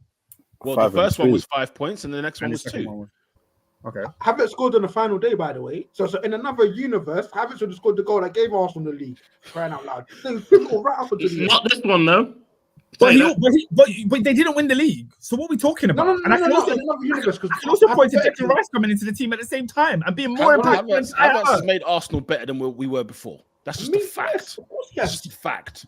He's made us better than what we were before, and the fact he's getting critiqued for that is ridiculous. No one's critiquing him. You are critiquing him. No one critiqued Havertz. The whole point was Adrian was asking for us to apologize, and I said to apologize because a £65 million player has finally decided to start scoring goals. Man said finally decided to start going. Really? Yes, he's been in the Chelsea's league how many years? a basket case of a football club. We've known this for years. We've known this for a long time. It's a basket case for a football club. He comes to a proper football club, and shock horror, he's doing well there. and he's not anything as to what he was before. All right, cool. Innit? He's got seven league goals for Arsenal. The flair, the tech, he scored 7 goals in a row at home. Non-existent. He just runs around and wins. 7 goals in a row at home, bruv. If these were other players putting up these numbers, we'll be talking about it. Not like this. As I said, my thoughts on this, big man, you're my number 9. I need 20 plus goals in the league. Yeah. That's my only thing. I've always said this, Peter. I've been consistent. I need my 20. And that's it. Final question on Havertz. I think he will get that 20. I think he will get that 20. Please, I'm being consistent. Aubameyang came in. He gave halfway through the one season, his first season. He gave me 10. The next 2, 22, 22. Give me my 20, bruv, and I keep quiet, bruv. That's it. No more. It's a barometer. It's a barometer first. No more. Yeah. How many league goals did he get last year? Do you remember? 12.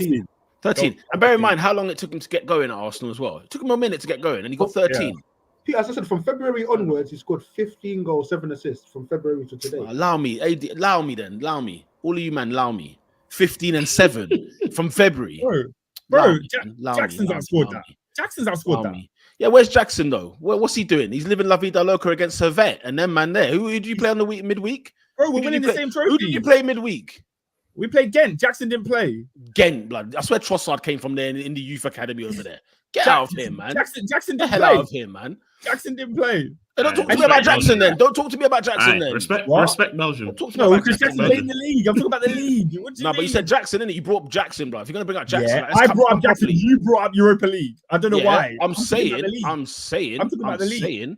Jackson cost 40 million and he scored more than Havertz. So what I'm saying is Havertz's contribution to Arsenal, is a case of like, look, we're a title challenging side, we're in the Champions League. He's scoring Premier League goals, he's scoring Champions League goals. I don't remember Jackson's last Champions League goal. I don't remember even his last Premier League goal when he was doing Thriller at West Ham. Is that the last one we're talking about? He scored against West Ham. I don't know which one. So did Havertz. But anyway, 40 mil, by the way. 40, not 65. Which, by the way, 40 million piece of garbage as well, by the way. Let's have it right. Is the Adrian why I can't give Havertz his credit? Because when Jackson's doing this same thing, he's garbage. Yeah. No. Is it? Jackson's doing the same thing. All right, fair enough. He's helping the team and getting goals. He's doing the exact same thing. Jackson, Oscar even knows this year. Jackson can go and play in the AFCON for the whole year, and Chelsea won't miss him. Oscar knows this. No, it's not the same. It's not the same thing. Oscar, Jackson's impact for Chelsea is Jackson's impact for Chelsea is nothing like Havertz's for Arsenal. Right. I think both of you need to. I think both of you need to have a bet. Who's going to get more goals at the end of the season, Jackson or Kai Havertz? I wasn't debating. Who's going to get more goals by the end of the season? Kai Havertz. I wasn't debating how many goals he would score for Chelsea. That's not been my question. I'm not questioning that. Jackson's not a good player. He scores goals for Chelsea. He's not a good player. You think Kai Havertz is more impactful for Arsenal than Nicholas Jackson is for Chelsea? Are you serious right now? Yeah, answer the question. 100%. It's not even a question. Jackson scored more goals than Havertz last season, and he's a whole side of players around Nicholas Jackson. What are you talking about? Have you watched us? Ever? Oh, Havertz. Yeah, I'm asking you, Oscar. Do you watch Arsenal? You don't watch. Okay, cool. It was an entity. I'm happy to leave it. I'm happy to leave it at this. Oscar doesn't watch Arsenal. I don't watch Chelsea. No, I watch Arsenal. No, fine. Havertz win duels and run around. You don't watch Arsenal. You don't watch Arsenal. The thing is, and if you do watch Arsenal, I genuinely think it's just your emotions are just way too in front of you to even make a conscious decision about Kai Havertz. It's ridiculous what we're talking about here with Kai. Killer Kai. Have a bad once, bro. King Kai. Man are telling me Jackson's garbage. He scored more goals than Havertz. But Havertz has been great. Oscar, Kevin Phillips scored 30 goals in the league when Sunderland went down. It doesn't mean he's the best thing since sliced bread. Kevin Phillips was better than Kai Havertz that year. Also, Peter, you see, we're just going to completely erase context. From August to January, Havertz was poor. His turnaround came from February onwards, where he started playing up front. He started being a focal point. Yeah, right. He grew some balls because quite frankly, he's in form. So he's in form. This isn't form, Oscar. It's form. Okay, fine. He's in form. He's put in his last 7. He's in form. This isn't He scored form. 15. Well, if you're talking about from February till now, that's not form. That's like that's me. I'm in my glove right now. Whereas Jackson was consistent from the beginning of last season till now, Havertz had a slow start and then caught up, and he's still behind in goals. So who you taking next year based on how they both are right now to this day? Right, you're giving both players for free. Which one are you taking? Yeah. Nicholas Jackson. There you go. By the way, before we even started talking about Havertz, remember on this podcast I said Jackson is the one I want leading the line against Anfield. At Anfield next week, I want Jackson leading that line. I would never in a million years want Havertz leading my line against Anfield. Okay, cool. I wouldn't want it. I want Havertz. January the 7th, and this is where I turned on Havertz, by the way. January the 7th, FA Cup. Liverpool were playing the purple kit. The gracious Peter gave me a wonderful birthday present. Yeah. And this was before I had any allegiance to Kai Havertz. I couldn't stand him. I still thought he was a bum then. And I said, no, the movement and the trouble he was causing us on that day. His only problem was he was kicking like he's wearing new kickers. That was my only issue with him. There was a complete lack of conviction. But the way he dropped, I'm being serious, the way he drops deep, defenders don't know to pick him up. He's big and strong enough to actually deal with Konate. I'm telling you, like, Kai Havertz is proper, man. He's proper. Oh, but okay, just on Jackson quickly, because you don't know, I've criticized Jackson a lot because I think he's a clunky player. Touch isn't great. Sometimes lets us down when finishing. He's very useful, and I think he's similar to Kai Havertz. But like this idea that Havertz is great and Jackson's rubbish, that's nonsense to me. I disagree with Peter there. Like to people. I've not once said Kai Havertz is not useful to Arsenal. I think he's very useful. I just think it's winning duels and winning headers, and you guys are acting like he's playing some genius play. He's not. So we're gonna forget the 15 goals then from February. The goals are great. You just AD. They don't need to apologize. Clearly, they don't, because they expected this from Havertz when he joined Arsenal. Have I ever been a Kai Havertz hater? Have I ever said Kai Havertz offers nothing and is a trash player? I've never said that in all the years he's been at Chelsea. He underperformed. I never came out here and criticized him like I did. Even I've criticized Jackson more than I did Havertz when he was at Chelsea. Yeah, there's a good reason for that, because you were a good judge of character. Because now, I don't know what's happening. Havertz has so much to his game. Havertz touch, Havertz drifting into spaces. Havertz can like he's been fantastic for Arsenal. He doesn't do that for Arsenal. He runs and wins headers and duels, bro. He's not doing the capacity of the player. Okay, right. Let's end it here. We have to pause it. Let's give it. The guy had flair. All right then. The guy had flair, bro. All right then. How are you feeling? You're 2 points off Liverpool. What you call it? How are you feeling so far about that? Is it one? I thought it was two, but yeah. It's 1 point. I mean, I don't care about the table now. We're in October. Like, what are we doing? You know what I mean? We're in October. I could not give a damn. Like, man, we're watching Palace Liverpool in the morning. I was like, guys, friggin' relax. It's October. You know the way that when we get to December, I'm ready to go into that game. We have that. I'm ready to. Shall we go there? Shall we go? Yeah. Let's talk Liverpool, because Liverpool. I'm pissed off about Crystal Palace, but let's give Liverpool their praises first. So, yeah, Liverpool. I mean, listen, 3 points at Selhurst Park, clean sheet as well. Not the easiest game, not the most tidiest of games, but Liverpool retained top spot heading into the break. Arne Slot's had a very good start to the season. AD, what do you reckon? Arne Slot, yeah, man. I think. No, that's how you deal. That's how you deal with. That's how you do a 12:45 in South London, man. AD, talk to me. What is Liverpool's style? Because I think, like I said, the structure's there. I can see the players are doing their things, but I don't get Liverpool's system. I can't put a thing. This is how they're exactly playing. It feels like a mishmash of a team that is like working together, but is trying different things or trying to learn new things as they go along. Do you feel the same? So what do you think they're trying, or what do you think this? What do you think? I think it's a counter attack, but it doesn't look like a counter attack. If that makes sense, it's a mixture of Klopp's whatever it's called. That heavy, the heavy metal football. The front three, we want heavy metal, but the midfield, Gravenberch, McAllister, and who's the other one? Who's the other one? Sloboslai, but on Saturday it was Curtis Jones. Yeah. They're not as gung ho, I think. Even the fullbacks, they're not as gung ho. Yeah, just go all out. Like there's a measured approach that wants. If the opportunity is there, Yeah, it's measured. Yeah, go for it. If not, relax in it. But the front three, I think he wants them to gung ho. Yeah, if you win the ball, like the Man United game where Casemiro lost the ball, bang. I need that quick. Because right now, like overall in the Premier League, you're seeing guys win the ball back in midfield and going backwards. I'm like, bruh. it pisses me off. It pisses me off. And this is not just a couple teams. This is majority, bro. I'm like, what's all this possession business? Liverpool is, once you win that ball in their defensive third, go at them. You know what's funny? It's funny that you man say that, because one of the things I was worried about with Arne Slot was I didn't want it to be a thing where it was death by 1,000 passes, or I think they say death by 1,000 cuts, where you're passing to no ends. But I think the beauty of this Liverpool side is that we've obviously got sort of Trent Alexander-Arnold and his amazing sort of passing ability. But I think a player I've always known he's got a phenomenal diag.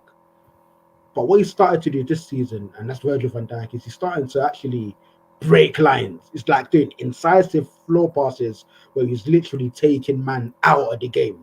And it's phenomenal. And I think another amazing thing in how Liverpool play and how Liverpool attack is the fact that we've got someone like a Ryan Gravenberch, who, let's just say hypothetically, a team is in a low block or a team's even doing man-to-man marking. What someone like Ryan Gravenberch can do is take the ball in a half turn out, boom, and we saw it on Saturday where he literally takes Adam Wharton completely out of the game. And then by that, you know, and then once you do that, all of a sudden now it's disjointed. Players are coming to have to cover, the space opens up. And I think what we're starting to see with Liverpool, I mean, to be fair, Liverpool have always had this. And this is a phrase I think it gets bandied around a lot in football because it's so important. It's style of play. It's building patterns of play. And I think having Curtis Jones on Saturday, what was fantastic about him is he's fantastic at either carrying the ball himself or cute little sort of touches. So he would do like a 1-2, bang, gone kind of thing. And I think what we're starting to see with Liverpool now is it's almost like, I think you man are right. It's almost like he's sort of said to the front line, you man do your thing. You're going to score whatever goals you're going to score. And what I'm mainly going to coach is that sort of first phase. Because I think I think that game was phenomenal. Like some of the football I was seeing, some of the touches, some of the flicks, just the understanding, like positional understanding, knowing where your teammates are at any given moment, knowing what to do in certain areas of the pitch as well. It's phenomenal, man. Like we were really, really hooping. It was fantastic to see. So hopefully that answers your question. I think with Klopp, it was a lot sort of faster, a lot more intense, a lot more sort of full all guns blazing at 100 miles per hour from minute one, where Slot is a lot more measured. I think someone said it's like R&B, where, you know, it's a lot slower, it's a lot more romantic. It feels like you're making love to the ball.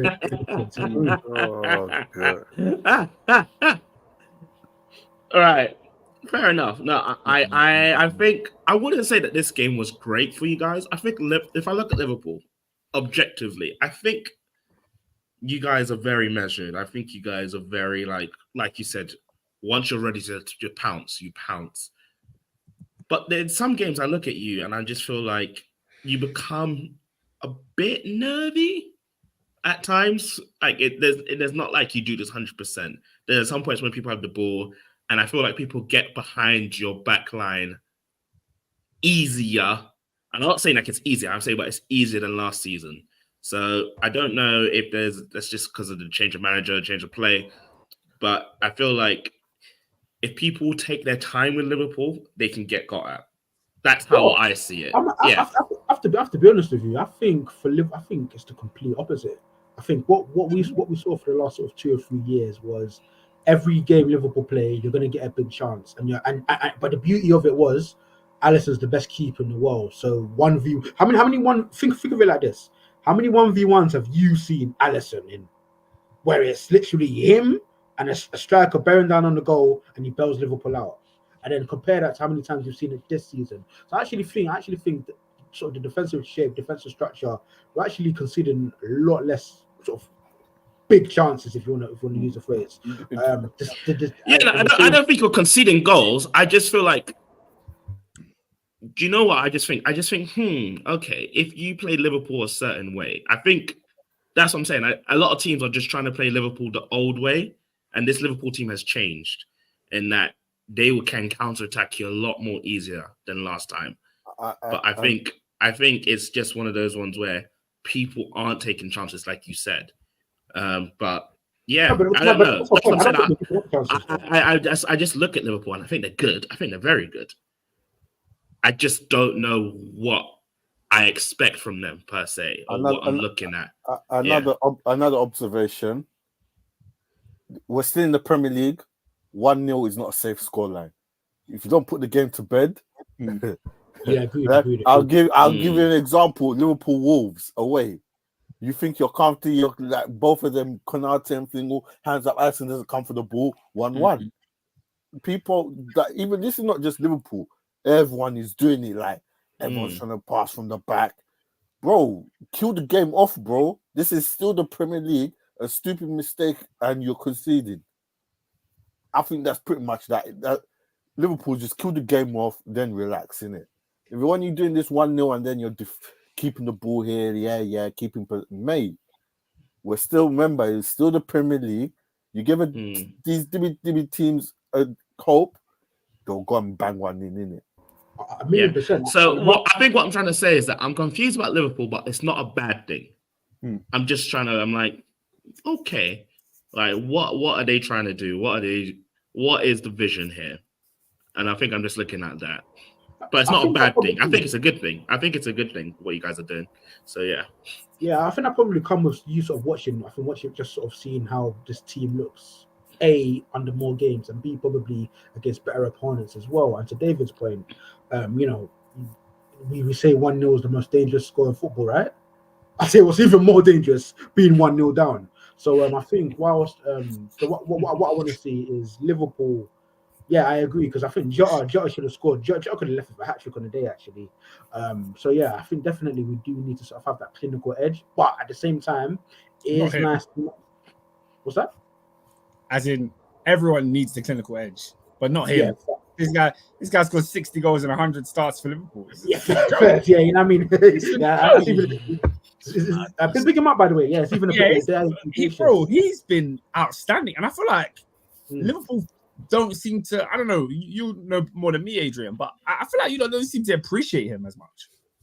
No, we don't, and I think it's for the simple facts that, with all due respect, his all-round game isn't necessarily great. He's what you call like a true, in every sense of the word, fox in the box, wherein where he's only 5'10", but he's got an amazing leap. He's up like a salmon in the air, or even the goal, like it's Gakpo, fantastic, gets to the byline, whips one in, but it's not like an obvious chance. Like he has to actually sort of dart across the box and slap it in. But I think it's just he's not. I feel like people like Bukayo Saka are a victim of this as well. He's not necessarily the most flashy, the most flary, the most pacey player.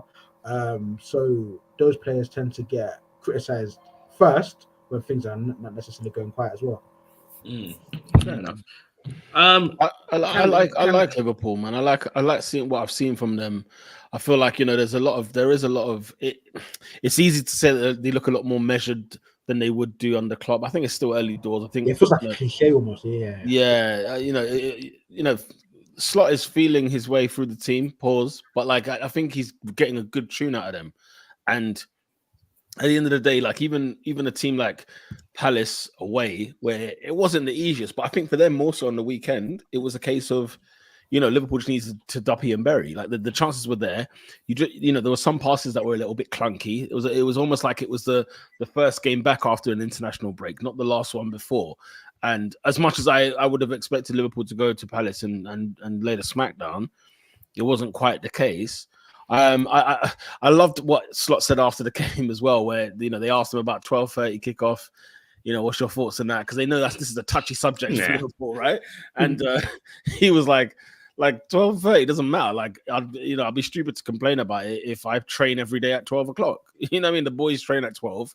What difference is there that they're playing a game at 12:30? Do you know? So There's a part of that Dutchness that I love where it's just no Straight nonsense, man. shooting. It's straight shooting. You know what I mean? Like it is what it is. From the hip. I know a lot of Liverpool fans who say, look, it's going to be the same as last year, where they're going to push, but then it might get to March and it might fade away because they just don't have enough. I'm not necessarily of that opinion. I think Liverpool are a lot more serious than people give them credit for. It's not as flashy as, say, the Man City, Arsenal sort of side of things. But I think when you look at all three of the top teams that are probably challenging for the title this year, we've all got like a bad 10% in us where you can get got at. And I think, as long as Liverpool are probably maybe injury free, they're competing in the Champions League. They're looking good. They're sort of, you got to remember, like Liverpool were not in the Champions League last year, and they've come back in and literally like slotted in and, done their thing. I can't remember who was it. Bologna you played in the midweek. Bologna. So, the Liverpool are just like comfortably there, man, and they'll be there as one of the three challenging for the league this season. I think they'll go all the way to like April sides, May sides, and compete. Are you worried about the circulations and the rumors about? So there's things that today about an impasse for what you call it, Trent, Virgil van Dijk and Salah with their contracts. Oh, what? As an stalemate. Yeah. I mean, look, if you want my honest sort of opinion, probably say Van Dijk 75% likely to stay. I think he's more or less done. Probably put him about 50%. Unfortunately, I probably have to put Trent at about 25%. I think Los Blancos, the beautiful white of Real Madrid. I think it's irresistible for a lot of people, and people put a lot of stock into the fact that it's a Scouse boy and all of this sort of stuff. Steven Gerrard was millimeters away from signing for Chelsea, so I'm saying I'd argue that the Trent one is interesting because had Klopp stayed, I think he signs. I think he signs. Yeah. I don't think he's going, but I just think, if there was like a, if you know what I think's happening, I think it's gone down to 65. That's all. I think Jude is being proper agent. Do you not see him at the England camp? He had a happy birthday sign up for him today. Yeah. Listen, I know Real Madrid is Real Madrid, but it's not that Madrid, if you know what I mean. Huh? Explain. Like, they are the European champions. I'm sorry. David, what do you mean, man? They're not the current European champions. I didn't them duck in their league last season. I know what David's saying, yeah. No, I don't. But at the same time, when you get that contract in fresh Spanish print, yeah, it's irresistible. Sorry. Hear what I'm saying? You're going to a league where it's not it, man. Nah, I disagree. It's Real Madrid, my bro. I agree with you. Like the standard and the strength of the league has to appreciate it. But bro, I kid you not. You can go to, if there's 1,000 pro bowlers on the planet, you can go to obviously probably more. Let's just say 10,000 pro bowlers on the planet, right?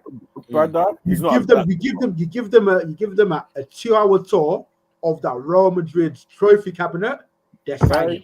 Trent is not signing. Huh? He's not a superstar. I lie, bro. What? Trent. Trent Alexander-Arnold. It's not a Galactico. Did I miss something? No, is it a Galactico? So we're comparing them to Mbappé, yeah, and Jude. Yeah, he's in the class with them. No, he's not. Man is a right back. He's a flipping right back. Who's Real Madrid's right back? Danny Carvajal.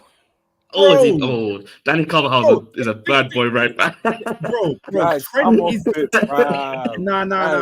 David, I think he replaces Carvajal. Do you know what? I can't lie, David. Here's what I think. I think in England, especially when it became the whole defending side of Trent, this, that, and the other, it's really put a dampener on Trent's abilities and everything else. But I genuinely think Trent is the real deal. Probably the best right back in the world. Ooh.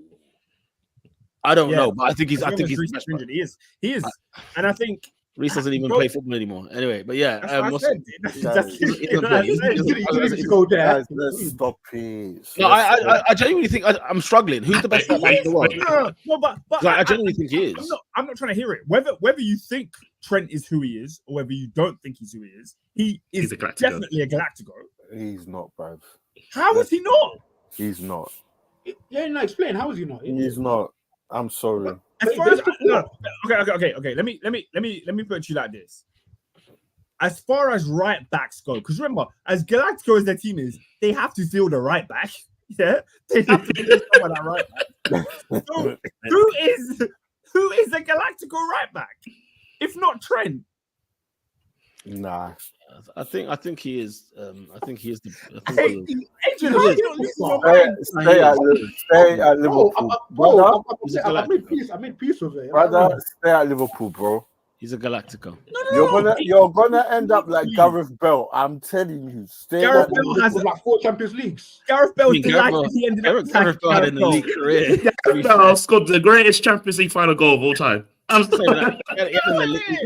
Sign me up. If that's how he's going to end up, sign me up. He's going to end up like Gareth Bale. Where should Gareth Bale have ended up? Tell me if not at Madrid. No, Gareth Bale's career was tremendous at Real Madrid. Let's have it right. Stay at Liverpool, man. No, bro, I'm sorry. Vinicius, Mbappe, Bellingham, flipping, what's my man's name? Endrick, Tchouaméni, Arda Güler. No, I'm sorry. I'm saying. When you're warming that bench, don't say I did tell you. That's behind Danny Carvajal. Behind Danny Carvajal. Why would Trent Alexander-Arnold when you're warming that bench, don't say pin blood. Do you think they're managing Southgate? Come on, man. All right, you said you got to Spain, in right? Right. We're talking a special player, man. Yeah, he's top notch. He's top notch. Guys, let's move on. No, I'm sorry. I have to say something about Crystal Palace. Oh, God, because they are severely disappointing me. Severely. They have played 7 games. They have lost 4 and drawn 3. They only have 3 points. I'm surprised they haven't won a game. Tough run. I'm surprised they haven't won a game this season. I must admit.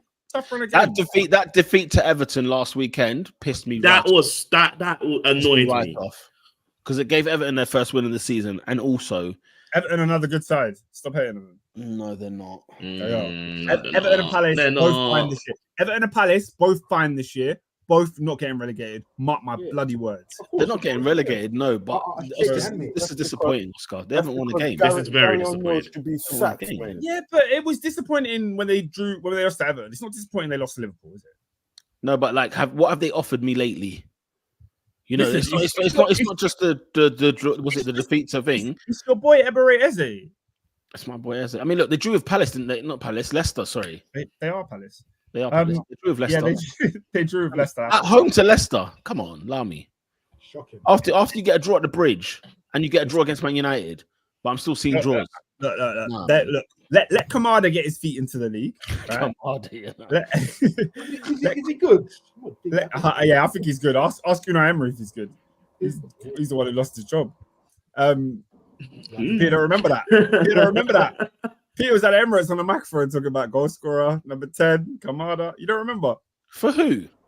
When he bagged for Frankfurt and dumped him out of the Europa League. Wow. What is he? Because I've seen he's like a that was Emery's last game. Wow. No, I know that was Emery's last game. I didn't know Kamada played for Frankfurt and that's who scored. He scored, bro.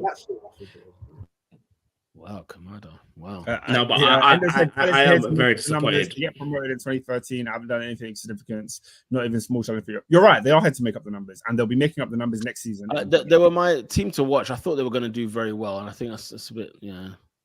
Yeah, and they said at home to Leicester when this super team needed a 94th minute winner to beat Leicester at home. Oh, speaking of which, guys, is that...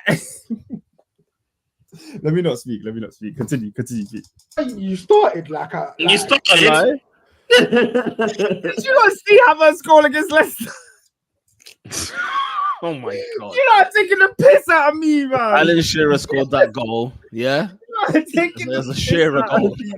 I was like, Alan Shearer. The ball hit his knee, bro. Man, Right, like, this is right time. Get your numbers in. Get your numbers. And did you see his goal against Southampton? 1-0 Fantastic. Well down. done. Well done. Fantastic. That's guys, that right there is the Kai Havertz I should be seeing. Not the Bro. Chris Wood Kai Havertz that's crashing the box and winning headers. Chris Wood, bro. Oh, Just respect. We used to call this guy the Silky German. Have you seen Silk? You haven't seen it? Maybe you shouldn't have called him that. Maybe. The silky German. Maybe. Hey, Maybe. he's a 6'4" brute. Maybe you misused him. It's true. Is it me or does Kai Havertz look tiny on TV? I don't know. Nah, He's he's big massive. in real life. I know he's massive, but on TV he just looks a lot smaller than he is. You're not the only one. Whenever a picture of him on Twitter goes up, people are always like, I Oh, didn't you know guys, he get your mind out of the gutter. Just laugh for no reason. Anyways, shall we go to the seaside? Let's go to the seaside. Tottenham Hotspur will always be. Listen, I am all over for it. Cheer up, Postecoglou. Did anybody see the scenes? Oh, to Fat Ozzy. Bro, I left that game at 2-0, yeah. Football team. I left that Hey, game. I was to say, I left the game at 2-0. Oh, what can it be? Cheer up, Fat Ozzy and football team. Cheer up, Postecoglou. Honestly, what did he think when he left Celtic to join Tottenham Hotspur? Did you see him post match? Did you guys see when he went onto that Brighton pitch? Yeah, and he stared at the away support and he just looked. He didn't even do anything. He didn't gesture. Didn't clap. Nothing. Just stared at them. Stared through them. This is a classic Antonio Conte when he was against Southampton away. You know, why is it always the manager? Huh? Why is it always the manager? The owner has been here since all these managers. Where's the alibi? You know what I'm saying? Well, What 20 years. you know? The What owner's was been here 20 years. What did he think, man? What did he Oi, think? Conte, yeah. That That rant was top. No, Top rant of all time. You lot ain't allowed to talk about Conte, top of the league to Antonio Conte, because you know we're criticizing him, but for criticizing Napoli, and rightly so when he criticized them. He's top of the league right now. Yeah. Who did he sign this summer? Do you know who scored this weekend? Yeah, they're number 10. In fact, Scott McTominay. have you seen? Got his team, baby. Have you seen Jezebel Bellini's announcement for That's Scotty? what I did. For Scotty Yes, I did. Yeah. No, but the thing is, because you know what's so funny? He gave Scott another what you call it? Another syllable in his name. He said Scotta. Now, Adrian, give Mikel Arteta Scott McTominay and see what happens. That's Kai Havertz right there. That's Kai Havertz. You know what's crazy? Can't lie though. Listen, the league, the Italian league is perfect for Scott McTominay.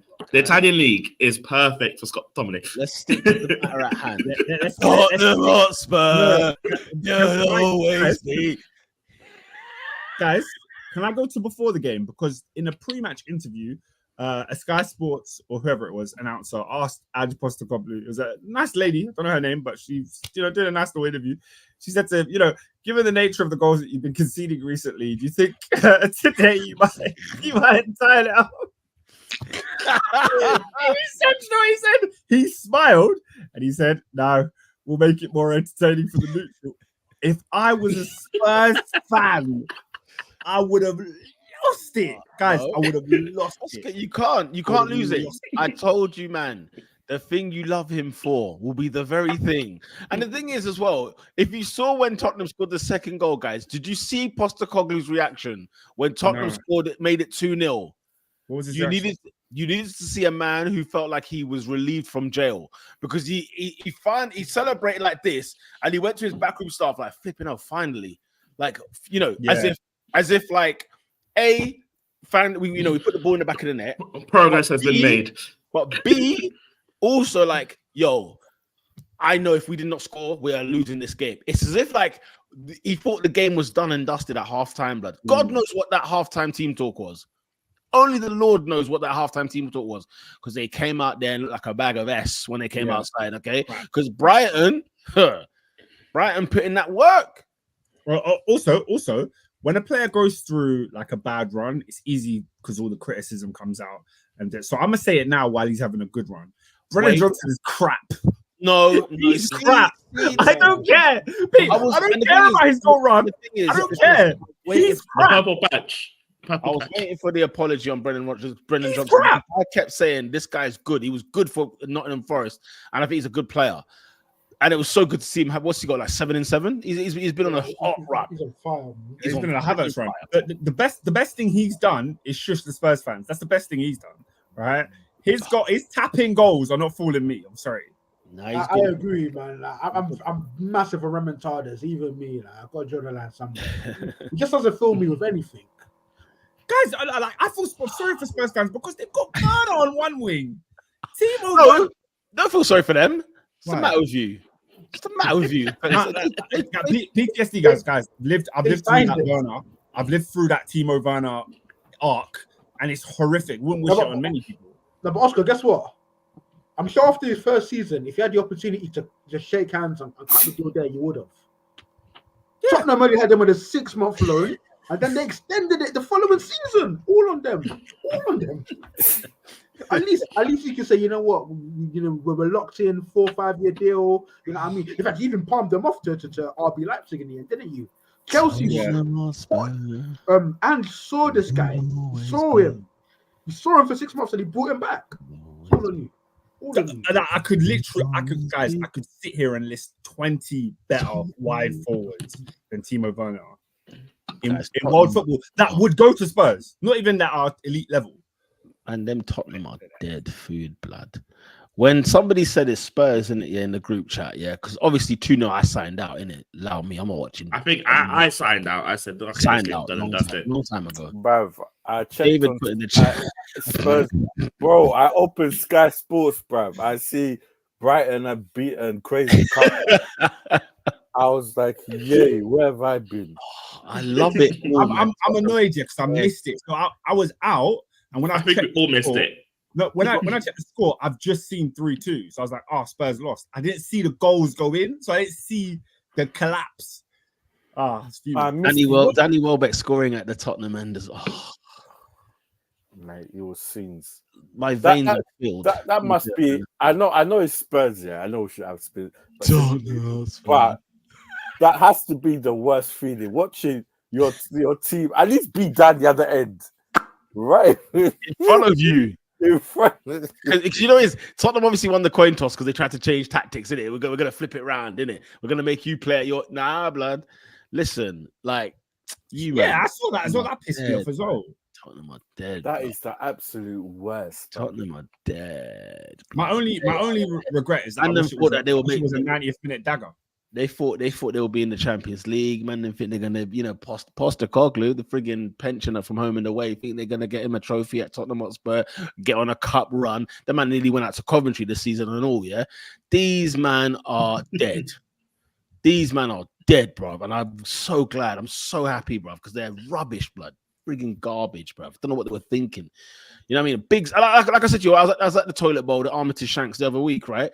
Thinking, how's this club got this stadium, blood? Like, how have they got this? Like, it's not a West Ham thing where they rent like $2 million a year for it. These man built this stadium at White Hart Lane. Yeah, I think West Ham's loan is like $2 million a year. It's like a council scheme or something. That's for a stadium. I can't like $2 million a year is crazy. Yeah. It was like that. It was reported at that at the time when they moved over. Whether that inflation, what I mean, give or take. You know what I'm saying? It's almost like a government scheme. Help to buy it. I'm not involved in this conversation. Well, I'm saying, David. Don't get him. All right, let's not get him in trouble. Especially like council tax and income tax. And then, you know what I mean? That tax you're not get him in trouble. Funding West Ham's rent, boy. Let me say that right now. That's my views and everything. That's one of the moves of the century. What? $2 million for $1 billion. I can't lie. State-of-the-art stadium. I can't lie. I wish Tottenham went there, though. I wished it was Tottenham, man. Because that would have been too funny. Like Tottenham playing in Stratford. Also, PR. West Ham playing in what a late story of thinking. You made that bit. Random thing, yeah. For 400 million. Spurs and Arsenal never play home on the same weekend. Is that correct? Yeah, facts. I completely didn't even. And you know what's so crazy? Like, it's the same thing with Manchester. Yeah. And I'm guessing obviously Everton and Liverpool. The thing is as well, I was like, so obviously the NFL was at Spurs this weekend, right? And there was a big like discourse, like, oh my god, you know, it's going to be 60,000 at Spurs, 60,000 at Arsenal. And we're like, yeah, it's not going to be no aggro though, isn't it? It's just you know, when am I going to watch the NFL? And they were like, yeah, no, obviously aggro was one thing, but also like 120,000 people in North London just for an event alone, right? Besides the people that live in North London and whatever else, like trying to police it, this, that, and the other. But they were different days. No, because we also had the women as well. We played the women on the women's game. Yeah, but you didn't have 60 in the women's game. Because we didn't know near it. But yeah, you know what I mean? So it was just one of them ones where it's like, oh, you know, right. But yeah, light work. But there was still 2 major events. Do you know what I mean? So that was the whole thing. But anyway, let's keep it pushing. Chris, what else? Brentford 5, Wolverhampton Wanderers 0. Get Gary O'Neill out of here. Nah, guys. I'm gonna say it every week, Peter. What did I say? You guys have no heart. Let me tell you something right now. What did I say about Wolverhampton? If you lose Pedro Neto and who's the other one, Max Tillman, in the same window, that's exactly why I said it. And don't get to put money, not spend any at 90. Get him out. I should have doubled down. I should put them in my bottom 3 because I was thinking, why are you stopping there? Why are you stopping there? Talk to me. Max Kilman, their skipper as well. Yes, skipper. Last season, Ruben Neves, João Moutinho, Adam and Traore, they've been pillaging talent from the sky year on year and expected to be miracle work. What did they give him Martinez for 50 million quid? Get Gary O'Neill out of here, man. Gary O'Neill. The moment you turned up to City last season playing a back 5, I was like, get him out. David, back 5 at City. Worst thing I've seen a manager do, man. What's wrong with at City? Bruv, he didn't play the whole season, bro. The one time where we needed man to get a result, bruv. Yeah, he decided true. Yeah, you're right. I was done with him dead. Get him out. I don't give a damn. You deserve what you get. His post-match was scathing as well, man. He was just like, he was not happy, man. To score 3 goals away from home and leave with 0 points is a farce. And then did you see him last week, bro? You're 1 goal down against Liverpool, and your defender's still possible back to the keeper. Yeah. This passing out of the back when you're getting beat is pissing me right off, guys. You're not Barcelona. You're not 08 Barcelona. You're not friggin'. You're not even. Oh, it's not. It's ridiculous. You're not even 15.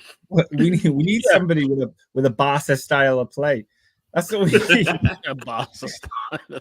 You're gonna get pumped. Southampton, you're going rock bottom as well. You're going down, blood. Passing out the back against Arsenal, blood. That's my man. You know what? We were pressing man for time. Pause. Yeah, obviously, like we sort of champion, and we love to see teams express themselves and be progressive. Brother, what are you doing playing out from the back at the Emirates? What are you doing? Are you mentally unwell? Man, I'm not well. No, Eddie, like I said to you lot in the group chat, because obviously I missed the pod last week. I was gutted about that, yeah. But flipping, what you lot intrigued me with that Bournemouth Southampton game, because the way you lot were talking about it during the pod, I had to come and catch a view, blood. But Southampton at 70% possession got packed in, blood. Packed in by Bournemouth, but 3-0 at half time. And they're still passing out of the back in the second half. I said, you man, I was like, I dare you, man, bring that to the Emirates. You're not scoring goals. I think free. Funny enough, they scored. That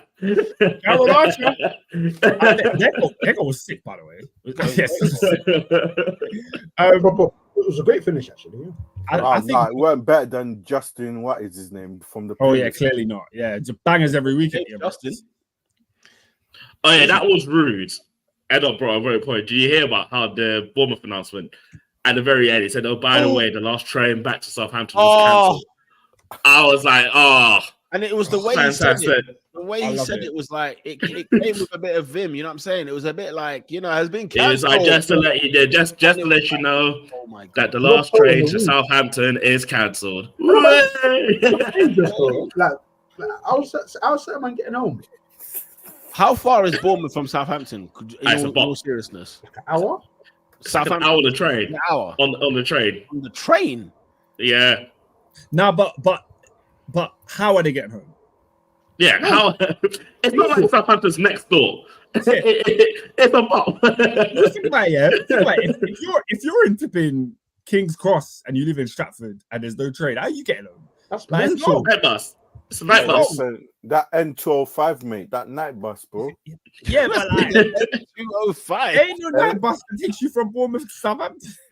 Ain't no night bus. What is it? Them buses there end at 9. You know them ones like you. Maybe a National Express. That one National Express that runs overnight, but Bro, have you I don't know how you're getting. The Premier League have got to intervene and just Have you man watched a race across the world, blood? Them man are putting in shifts, blood, like an 18-hour bus journey from Argentina to Brazil, blood. That's mental. People do that. It's a great program. You don't have to watch it on the Beeb, yeah. But what's it called? It's popular in my office. I just can't. Though. It's great, Oscar. It's phenomenal scenes. But the thing is, yeah, like what was I saying?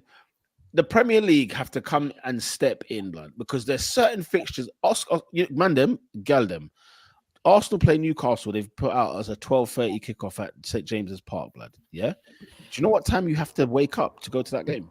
Crack of dawn, at least 3 o'clock. Probably 4 2 o'clock, maybe. See, I can't be getting up at 2, 3, 4 o'clock in the morning for a because the train to Newcastle takes what 4 or 5 hours. Yeah, you got up the night before, make a weekend of it.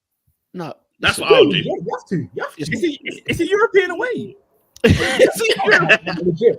Newcastle away is a European. Listen, Peter. Do you know why the whole transport system? And I don't want to get into politics. Is why we need high-speed trains, brother. It is quicker for me to go from London to Paris than it is to go from London to Manchester. And cheaper. That's a fast. And cheaper. And cheaper. It's a fast. Papa Corbin was there, man. Listen, high-speed one. Papa Is a fantastic line. That's why we need high-speed 2. Corbin still have his season ticket. Say again? Does Jeremy Corbin still have his season ticket? I don't know, you know. I don't know if he does. If you want to learn what we did with HS1, bang up. Because you know, like even for the Liverpool man, them that had to go to Palace, blood. You know them ones. It's not like I'm coming to London having a good time. I'm going to the hole that is Selhurst Park. Come on, man. Park Come on. What the Peter? Do you know the Crystal Palace car park is the Sainsbury's car park? Listen, man, it's ridiculous. It's ridiculous. It's the fact that I know you're not lying about that because I've seen Newcastle away is so butters, so far you can barely see anything. I don't think the view's that bad. It's a good view. I won't go that far. It's a good view, man. I can't lie. Newcastle Stadium is actually quite, especially for the away end, because you are high, but you can see the city. Because it's a proper stand. Like the way they've tiered the stand, it's a real stand. You go to some like Palace. We were just talking about Palace a second ago. You're in the middle of the pitch at Palace, can't see a thing. You see how far back it is. Listen, really? I'm all about heritage and stuff. Stadiums that have poles in the middle of the stand. Why is there a pole? Get out. To be fair, it's probably important. But but that's the thing. That's the concerning thing. That's the concern. We've got stadia that have no poles. You have a pole. We know because we know full well if we don't have that pole in that ground, we know exactly what's going to happen. So the fact that we need one, you need to get out. It's an issue. It's an issue. No, we have moved past this in architecture. We've moved past it, bro. You must have. You do like a fancy bus. I still think Craven Cottage, guys. One of the first things I've been to, there's balls. The thing is, in my line of work, we look at things that have happened in the past at football stadiums that have been disasters and stuff like that, proper tragedies.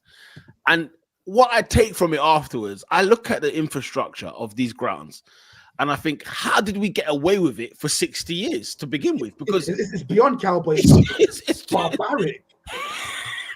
Cowboy, it is beyond cowboy stuff, bro. It's ridiculous. Like, if you look at Fulham, like Craven Cottage, they've only redone one stand out of the 4. prior to that, it was impossible to go on the Thames path. You had to walk around the stadium to carry on on the Thames path. That is long. Yeah, Fulham's a nice away end. I can't lie. It's a good away end, but like It's fun, but there there's are holes. some, and you know, some of the first point of note as well. Obviously, the infrastructure. You look at it. You think, if I see poles, it's a problem. If I hear the announcer and there's distortion on mic, you know what I'm saying? It's time to back in. It's time to close the shop. You know them way there. Close the shop. You're not seeing Sam's comment. Let's see. Pretty sure Palace caused the Sainsbury's to close their car park during the match. Imagine not getting the weekly shop because Palace are playing football. Could you imagine? You're driving. You're gonna get your weekly shopping, but you forgot Brentford versus Palace. It's Brentford at home. Yeah. What? No frozen It's like biryani right now, guys. I can't lie to you guys. Yeah, I don't know what it's like. I mean, I've been to Palace in the Premier League, right? But I went to the Conti Cup final, blood, yeah? Arsenal versus Chelsea in the women's, right? And getting out of there was hell on earth. I walked to East Croydon Station. This was the day that Liverpool gave Man United 7 from Sellers Park. From Sellers Park. Because when I say gridlocked isn't the word, isn't even the right word. It was Tetris on the road, blood. Because on the main road, no cars could move because everyone was trying to maneuver. This is a women's game, bro. I was thinking to myself, what's it like when they're playing the Premier League side? I clearly don't remember a damn thing because I'm trying to get the hell out of Dodge when I'm supporting the men's team.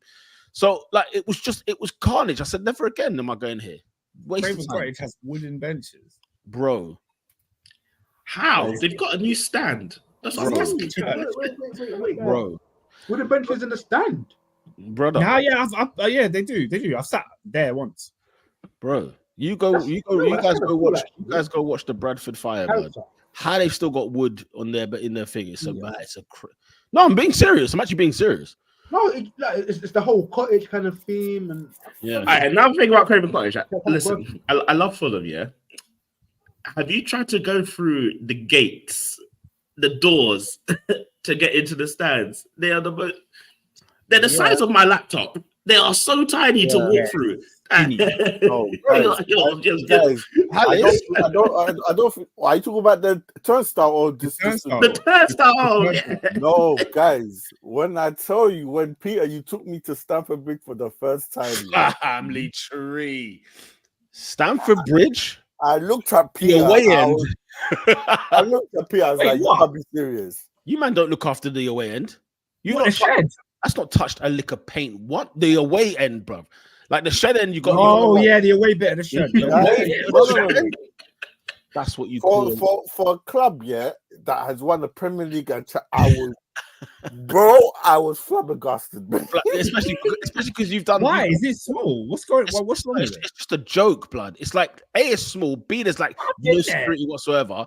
The away end. Oh, yeah, you have been in the away end, to be fair. But to be fair, the time you came with me, we had the whole shed end. Do you remember? It was a cup game. We probably went through the home end. We were in the nice bit. Yeah, I remember because we sat where I've sat before. Like, but like, first of all, the concourse was blue when I got in there. I was like, flipping out. Yeah, like, blue is in the away end. Flip me, man. I'm gonna be real. Like, Oscar Bridge is amazing. Oscar, bro. I can't have Stamford Bridge looking like Charlton, the Valley. See, Stamford Bridge is a weird stadium. The Valley's better. It doesn't look like the Valley. The Valley's better. The Valley's better. It's not better than the Bridge. I've been to the Valley. I went to. Listen, Stamford Bridge is a weird stadium. It's because the way that is just random. There's a hotel just on one corner. Endo is on something. When he says the King Power is the best away day, oh my gosh, the King Power. Yeah, I'm trying to go there this season. Guys, quick King Power. Quick train from King's Cross. You're there quickly. You walk down. Nice little pub before the stadium. You get in the stadium. Great view. Perfect. Yeah, I'm trying to go Palace and Leicester and last game of the season, Southampton away, blood, to lift that trophy. You know what I'm saying? I also like that guy though, Pete. Real one. I can't forgive you. What's that? I can't forgive you. For what? Because you're not going to the San Siro. Can't forgive you. Yeah, you're a ghost. Yeah, move on. Move on. Don't talk about stadiums anymore. All right, cool. All right, come true. How much is your rent a month? Let me ask. My rent. Wait. Let me see. How much do you pay for food shopping in the house? Wait, what are you talking about? Let me get. For the purpose of this, because you will be shocked, I'm not going to disclose that. Of course, live that's on fine. the podcast. Don't Yeah, disclose because I'm not going to discuss it live. He's trying to move the goalpost. You've been to the San Siro, right? I've been before, yeah. For which game did you go? Milan against Arsenal in the Europa League. So you've never heard Champions League music at the San Siro? Not at the San Siro, no, unfortunately. You ain't lived, guys. I'm telling you, you ain't lived. You ain't lived. When the Italians shout, the champions. Oh, Okay, who did you watch? Was it AC? Yeah, well, I said Milan, didn't I? oh. I haven't seen the Internationale. I haven't seen You need to go to see the Internationale. I'm gutted to not go. I'm gutted to not go. To be fair, it's just too tight. Yeah, you've had a howler. It came early, and also, have you seen the tickets for those games? No, you've had a howler. You could have been and having a strayers outside the Duomo. It's a thingy. It's a ballot.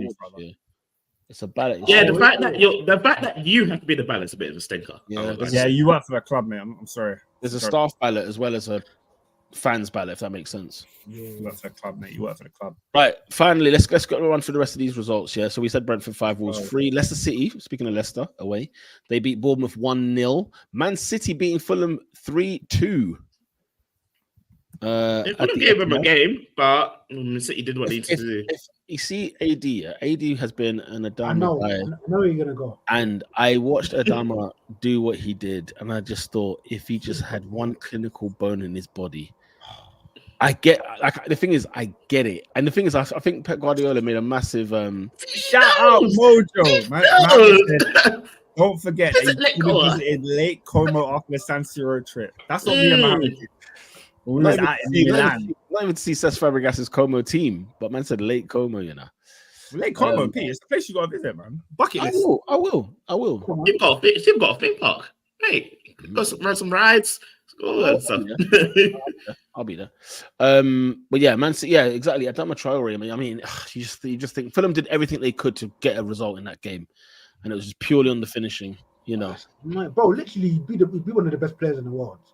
Oh, it's ridiculous. Yeah, it could be. He corked Kyle Walker like I've never seen before. Yo, no, hang on. He ran 22 miles an hour. do you know, like, if he ran on the Holloway Road outside the Emirates Stadium, he would be flashed.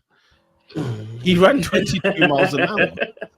He ran. No, guys, I don't think you've heard that. He ran. First of all, he beat Kyle Walker. It made Kyle Walker look slow, and Kyle Walker is not slow. The camera angle that they done was like this high, so you can't really see that they were weaving.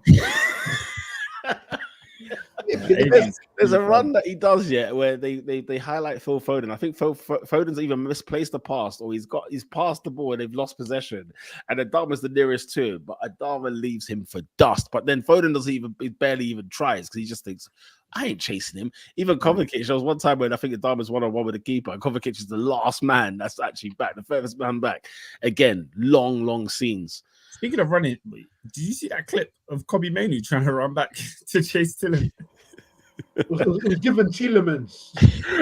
And Kobe Mainoo can't run, you know. I was going to say, if you can't chase Tielemans, the Tielemans that we've seen run, if you can't chase him down, you know. I don't know if it was Tielemans that was running with the ball. I think it was Morgan Rogers. But you remember that there was a clip of Tielemans where he was looking cooked. Like he was trying to run back and he was running Leicester. And power. He was running there. Crazy. Yeah, Kovacic scoring twice. No, that don't sit right with me. It's annoying, isn't it? It's annoying. Don't sit right with me. It's just City. It's just City being City. Maino's still tracking back, by the way. I said Maino's still tracking back. You lot are bad. Right? West Ham United 4-1 winners against Ipswich Town. Glorious scenes as well. I didn't see these goals. Were they good? Yeah, they were good.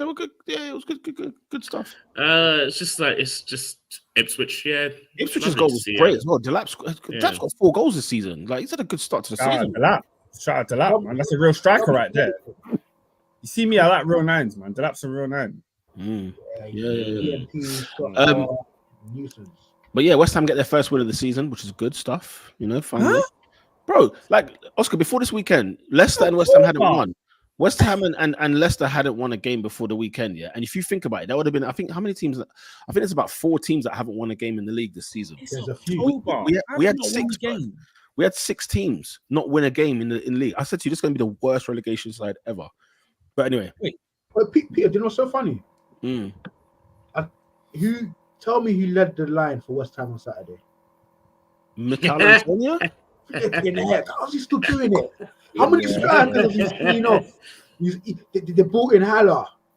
He still lost to the test. They brought in Skamaka. He still lost to the test. And they brought in Fulkrug, and he's still number 9. Yeah. Come on. It's crazy.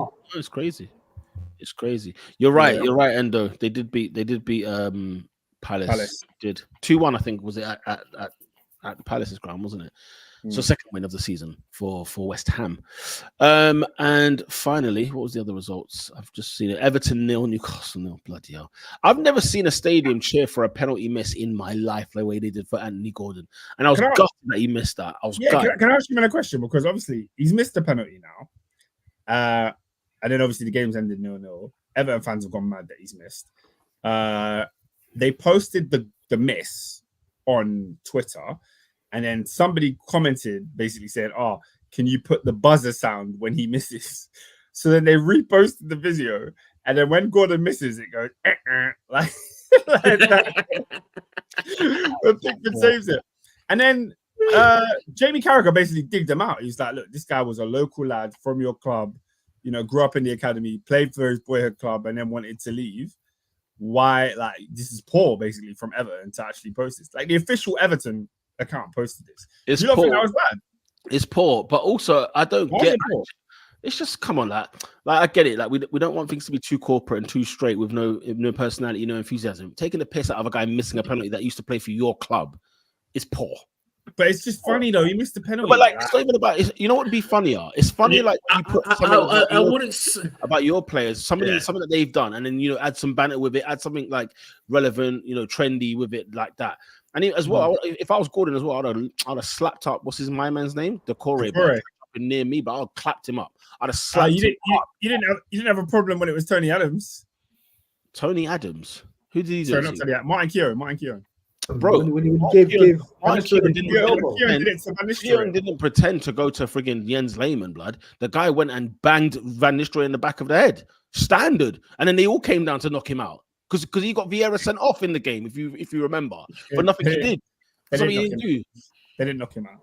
No, because I don't know if you might remember when Gordon left Everton, it was very because bear in mind, and I remember I was super critical of him at the time, and I didn't like him as a footballer and whatnot. And everyone was hating on the kid. Yeah, because you remember he was doing weird things, like he was like laughing at fans and stuff. But do you remember the statement, like he's leaving statement? Because it'll be like thank you, Anthony, and it'll be like cute stuff on Instagram. All it was literally, we can confirm Anthony Gordon has completed his transfer to Newcastle United. Done. Like it was like a weird. Yeah, it was a bad vibe thing. I remember that. Yeah, it was bad vibes. Yeah, it was bad vibes. It was a bad vibe thing. I mean, Everton are poor. They're piss poor for that, and I like Everton as a football club. They were piss poor for that. Do you think Gordon stands a chance against the Corey? I don't give a damn. Do you know where, bro? Have you met man from Liverpool, bro? No, but Pete, you haven't read the question. The second question says, "Have you seen the size of the Corey's hands, brother?" This streetwise kid back at Everton, you don't think he would deal with the matter? Yeah. Well, because he grew up in Croxteth, it means he's hard. Yeah. Gordon's hard. What's that part of that Stormzy said? You've not bad your area is. Gordon would deal with the Corey, man. The Corey for me, it was more so the fact that you didn't front the thing. You know what I mean? You try shout and jump, and then try jump at Pickford. Like you weren't trying to do it to Gordon. You know them ones. Like you're just lucky Gordon didn't pay no mind about it. You're lucky Gordon left you, but you would have got clapped up. I want to say a big up to Anthony Gordon because obviously when he was at Everton, the Liverpool fans they tried to turn him into a villain as well. When he got a penalty, rightfully so, and they said he dived.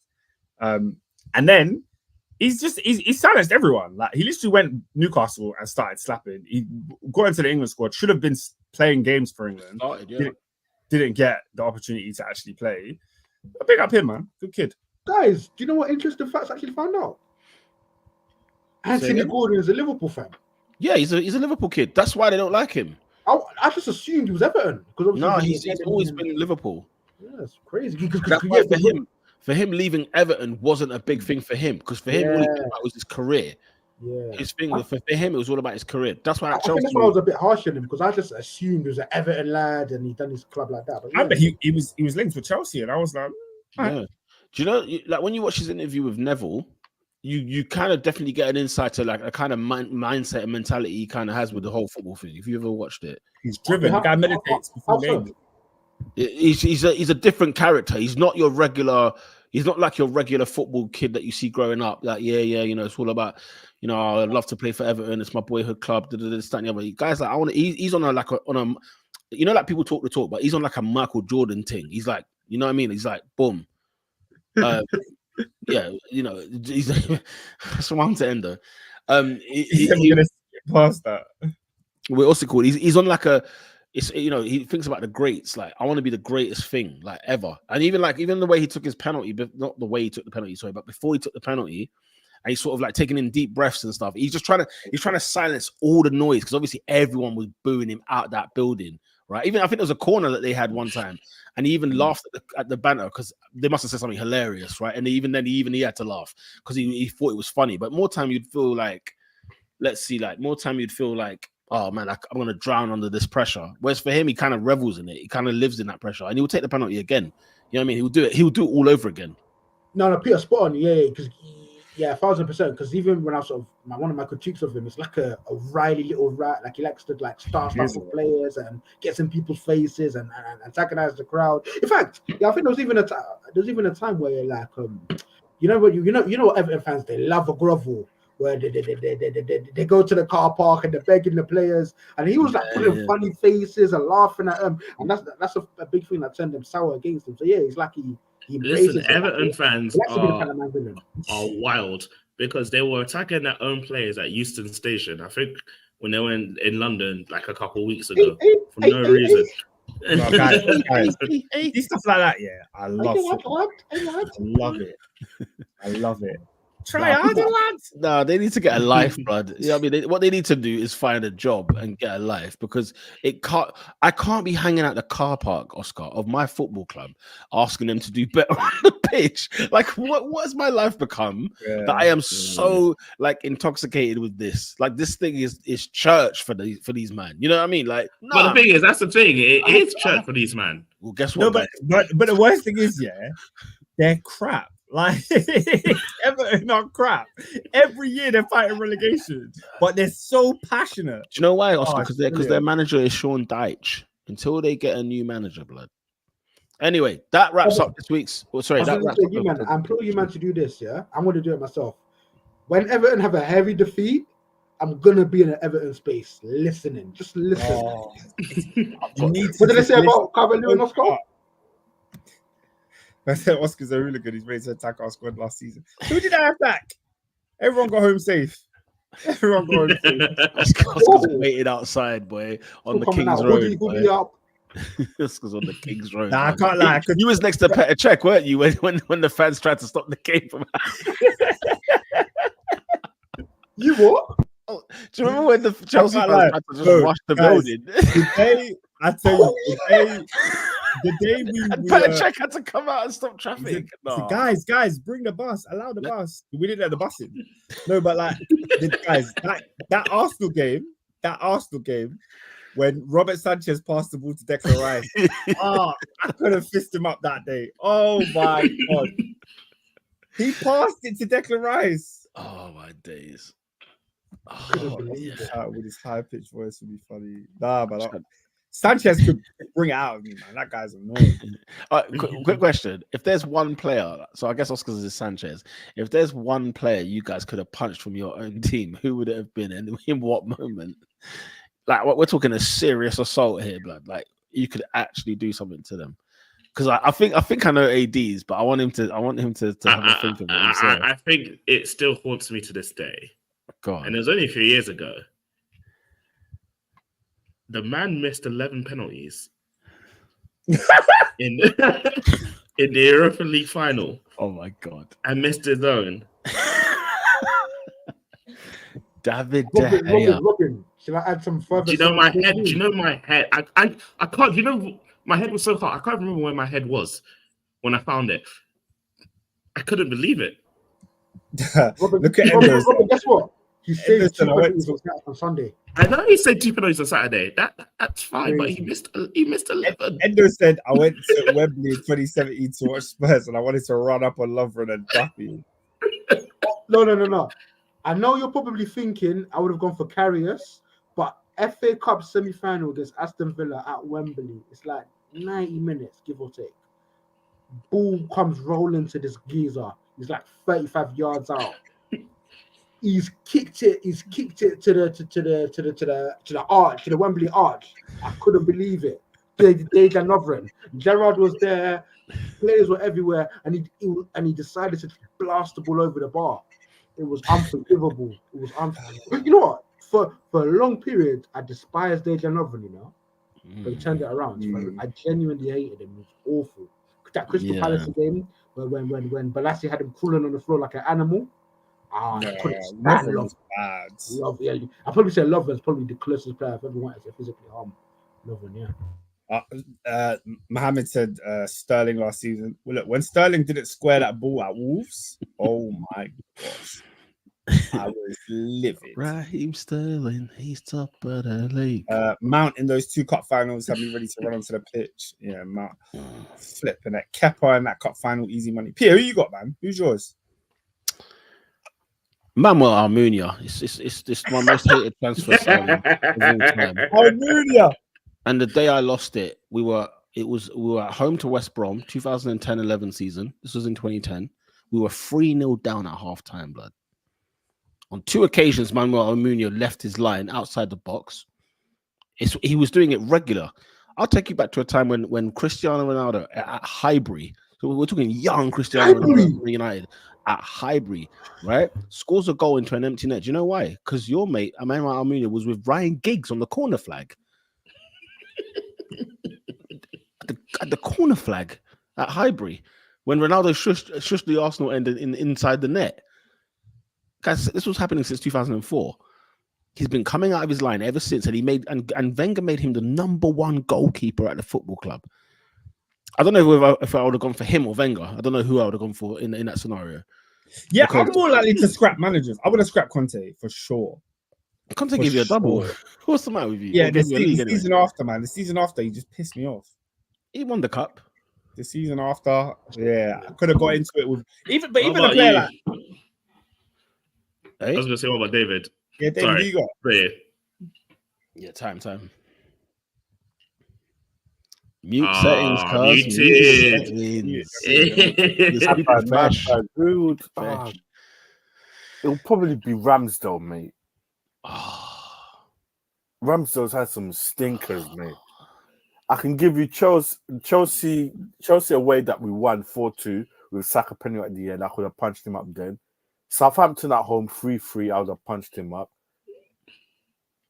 And it would him and Zinchenko, that last Liverpool goal away at Anfield. Liverpool at Anfield. That was hard. That was tough to swallow, man. I'll patch up Zinchenko as well for that shocking defending. Remember we moonwalked on them. Yeah, we moonwalked on you, the 2-0 game. The 2-0. I'll never forget that first half. I've said it many times on this podcast. That's the only time Jurgen Klopp's tenure with a crowd at Anfield that I felt powerless.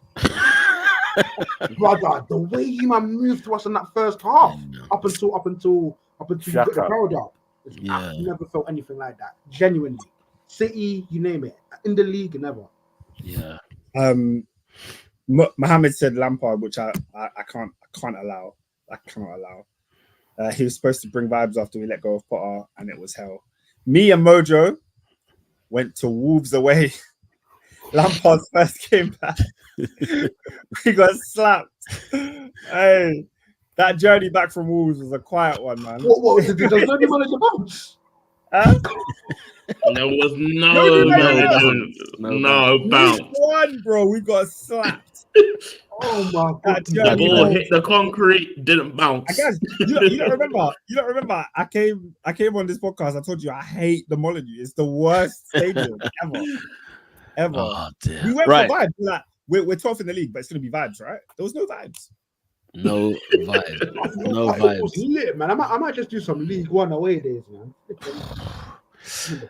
Guys, let's do the goal of the week. Honorable mention straight off the bat. I don't know who scored the goal because the assist was what is more what I'm even praising. It's gonna be my one. The Fulham one, yeah. Yep. Fulham against Man City. Raul Jimenez's assist. I was like, that's my goal of the week straight away. Who scored the goal? I don't even know. Can we include midweek? It's the week, yeah. Goal of the week. Go on. Because the way Durant packed Manuel Neuer out of the blue was fantastic. Yeah, John Durant's goal was very good. Endo saying goal of the week cover. I assume cover's second one. It was similar to Havertz. Havertz scored a similar type of goal. The little posting in. Yeah, no, I wouldn't say any of them. There weren't really that many bangers, were there? By the way, I just want to give an honourable mention to Mikel Arteta for actually sticking with Martinelli. I think he's had to play him into form, and he's been he's been half decent this season. And when he come off the bench and scored that goal straight after, if that was Trossard, we'd be raving again. He was very impactful, and it was a tidy finish, first touch, bang, back in the net. But not the goal of the week. It was a great ball from Saka to Martinelli. Yeah, large up my guy Martinelli, man. Stocks is still there. But yeah, for me, who scored that Fulham goal, AD? Do you even know? Who was it? It's great because like I'm just seeing because I think if I'm not mistaken, Iwobi plays it into Jimenez, flicks it, and is it Andreas Pereira? I'm thinking Pereira, but I don't know. Pereira. I I think think Pereira the goal that you're talking about, I think it's Pereira. The assist alone is goal of the week, in my opinion. Well, I saw like Iwobi Is it a half volley back heel? Yeah, Jimenez. Oh, what's he playing at? Oh. What's he playing at? Lifts the ball in the 6-yard box over across the 6-yard box with a flick with the back heel. Goal of the week, guys. It was like Shaolin soccer. It was Banging show. No, Honor, that's my goal of the week. Come on, guys, let's vote quickly. Yeah, no, I agree. I'm happy. Oh, are we agreeing? Yeah. Holy smokes. Okay. Peter, I put it to you like this. From the moment I saw that goal, I couldn't wait to click record. I couldn't wait for the pod after that goal. Oh, honestly, it hit me in the feels. Andreas Pereira is the goal of the week, thanks to Raul Jimenez. What's my next award? It's Player of the Week, isn't it? Player of the Week. Some are saying cover. He bagged twice. I'm gonna go Bukayo Saka, man. I think he won you lot the game. Yeah, he was good. He was very good. Must be said. I think Matt Sells for Nottingham Forest in goal. Was great. Chelsea had like 30 shots on target. Yeah, they scored one goal. Do you know who was really good? And I want to know you lot's opinion on him. Jorginho Reuter, yeah. He was good. Because he was good. He was good in the second half, though. Brighton were awful in the first half. Let's have it right. We didn't mention it, but Brighton were bad in the first half. He was good though. He was good, but I think for me, Matt Sells in goal for Forest is my player of the week. Yeah, Oscar, just ask you a question. He's someone that I'm a bit unsure of because I remember he went to Leeds. I think he came from the Bundesliga, big money, and it's like I'm not too sure. Went to the Championship. He's got sauce. He's got some. He's definitely a good player, but I guess it's just output and consistency, just to sort of see how functioning he is. But he's got something. Endo's cooking me because I didn't watch the game, but I watched Match of the Day, and he was excellent for two of the goals. He scored one, and his assist was like mad. It's crazy, Oscar, because you know what? I thought Mitoma was terrorizing. Mitoma was looking. He's so intelligent. He's incisive dribbling. I think he got an assist as well. Yeah. Guys, I don't care this week. There was no standout, mate. I don't have one for you.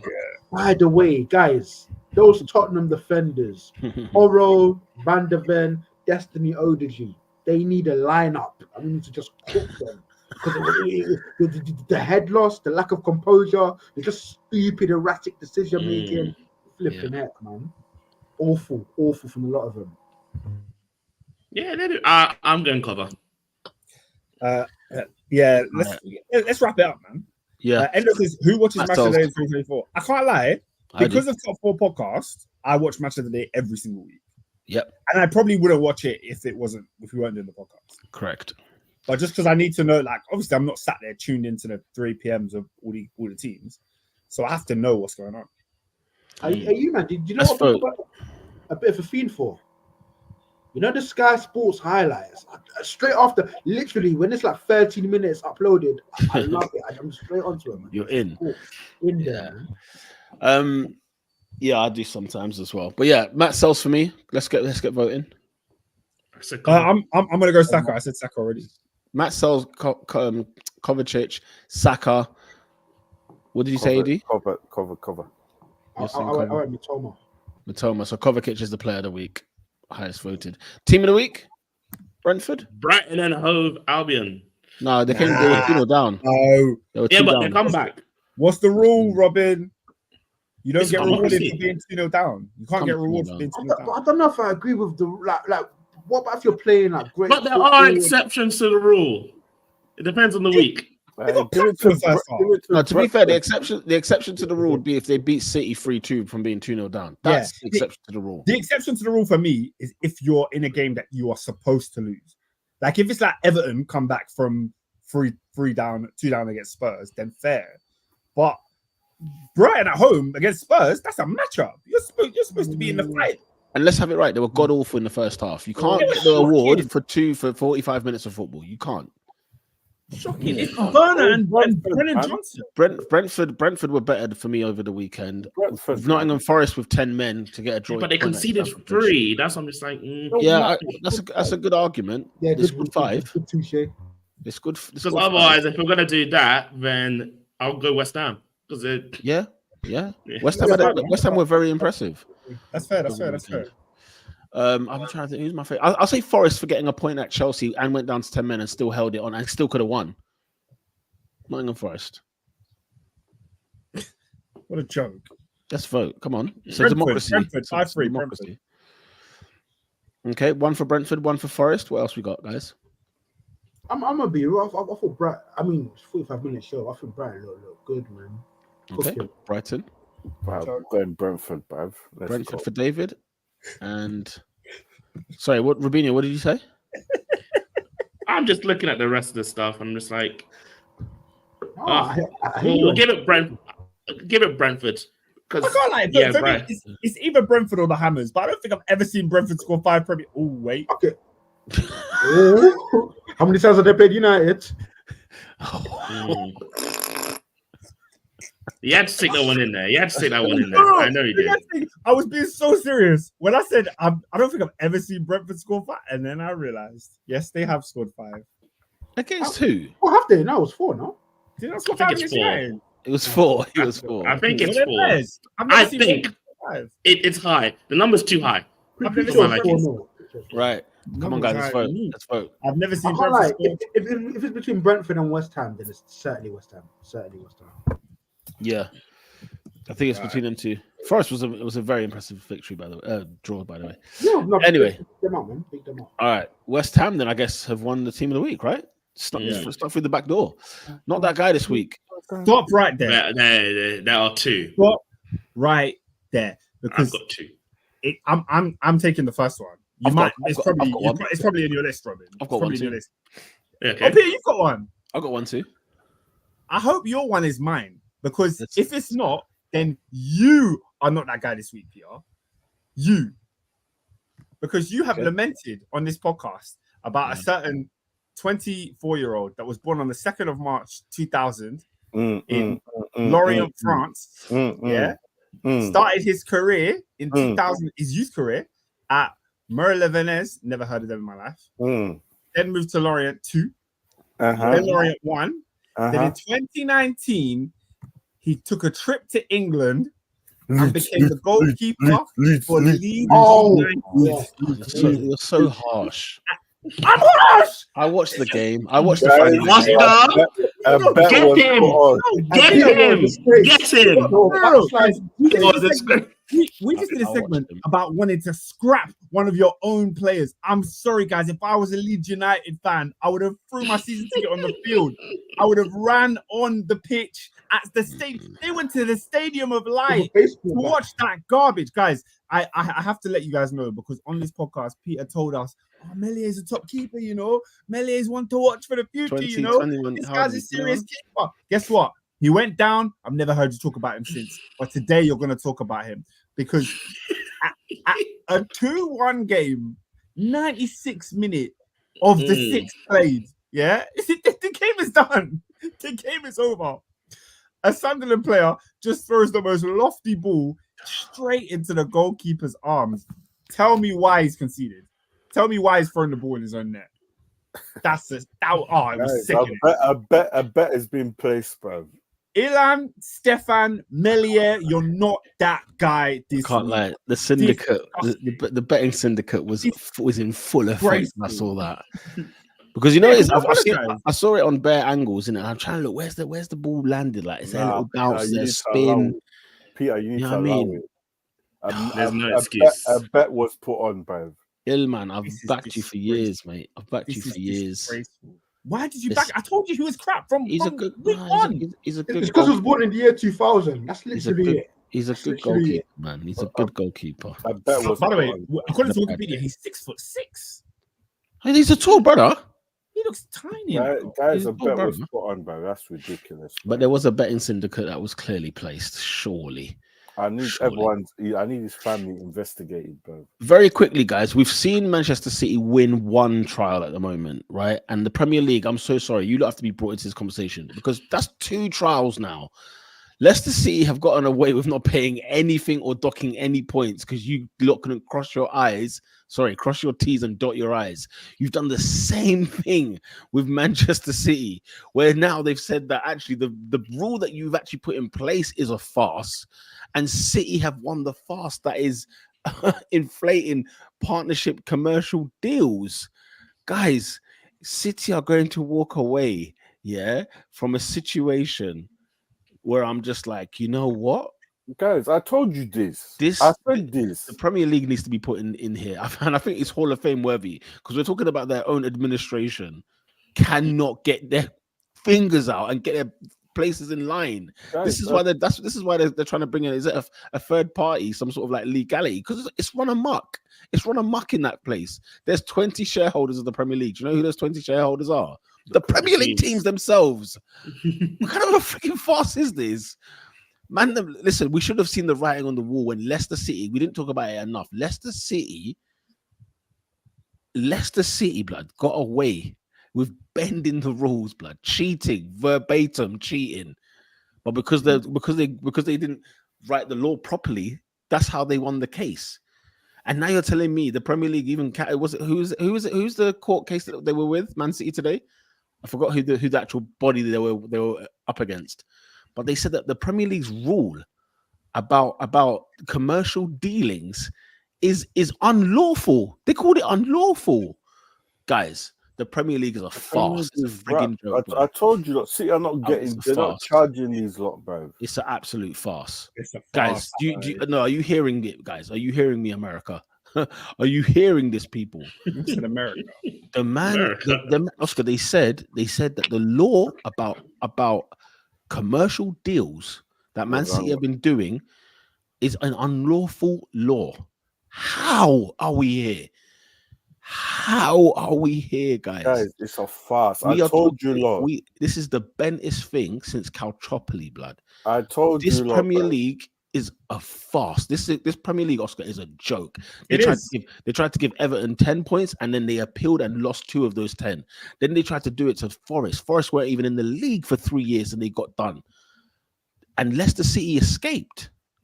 Guys, I'm telling you, I told you, look, these charges, you have to beat City on the pitch, man. Forget this off the pitch, man. You can't say it's unlawful. The judge cannot give that ruling. The judge cannot say the reason we are overturning this and why City have won this case is because the rule you put in place is unlawful. Guys, what the f is going on here? What? Guys, we watch this football every week. We watch this football every week, and we watch it under the guise of incompetence. I told you, the ref. Guys, incompetence needs to be gone, bro. The refs are incompetent. Ten Hag is incompetent. It needs to go. Guys, get rid. Why are we allowing it to linger, bro? Nah, man. You can't go to court and bring a football club in disrepute and say that they have inflated their commercial dealings and then be told your laws about commercial dealings is unlawful. Guys, I don't even know what that means. Guys, get the Premier League out of it. Chris Masters, is this Chris Masters? He needs to get accepted. Richard, whatever his name is, Richard Scudamore, bring Scudamore back, man. This is a farce, man. Can I say what unlawful It is? is gonna be interesting. I've googled it. I've 150 googled it very charges. quickly, just to end the pod. I've googled it very quickly. Unlawful is an adjective, yeah. First and foremost, so this is an adjective, okay? It's a describing word. Not conforming to, permitted by, or recognized by law or rules. Sorry. They've said so. Basically, they've said. Sorry, Premier League, your rules are not even recognized by law or rules that you've just put in your governing body. You've just put in there. Yeah, it's not Chris Masters, it's Richard Masters. Get him up, bro. And try to charge the football club for it. Chris Masters. Get him out, bro. That's the first thing that comes to my head, bro. The wrestler, bro. The wrestler. Guys, I Richard hate. Masters need to get out of it. I hate football, blood. And I All right, let me cheer you up here.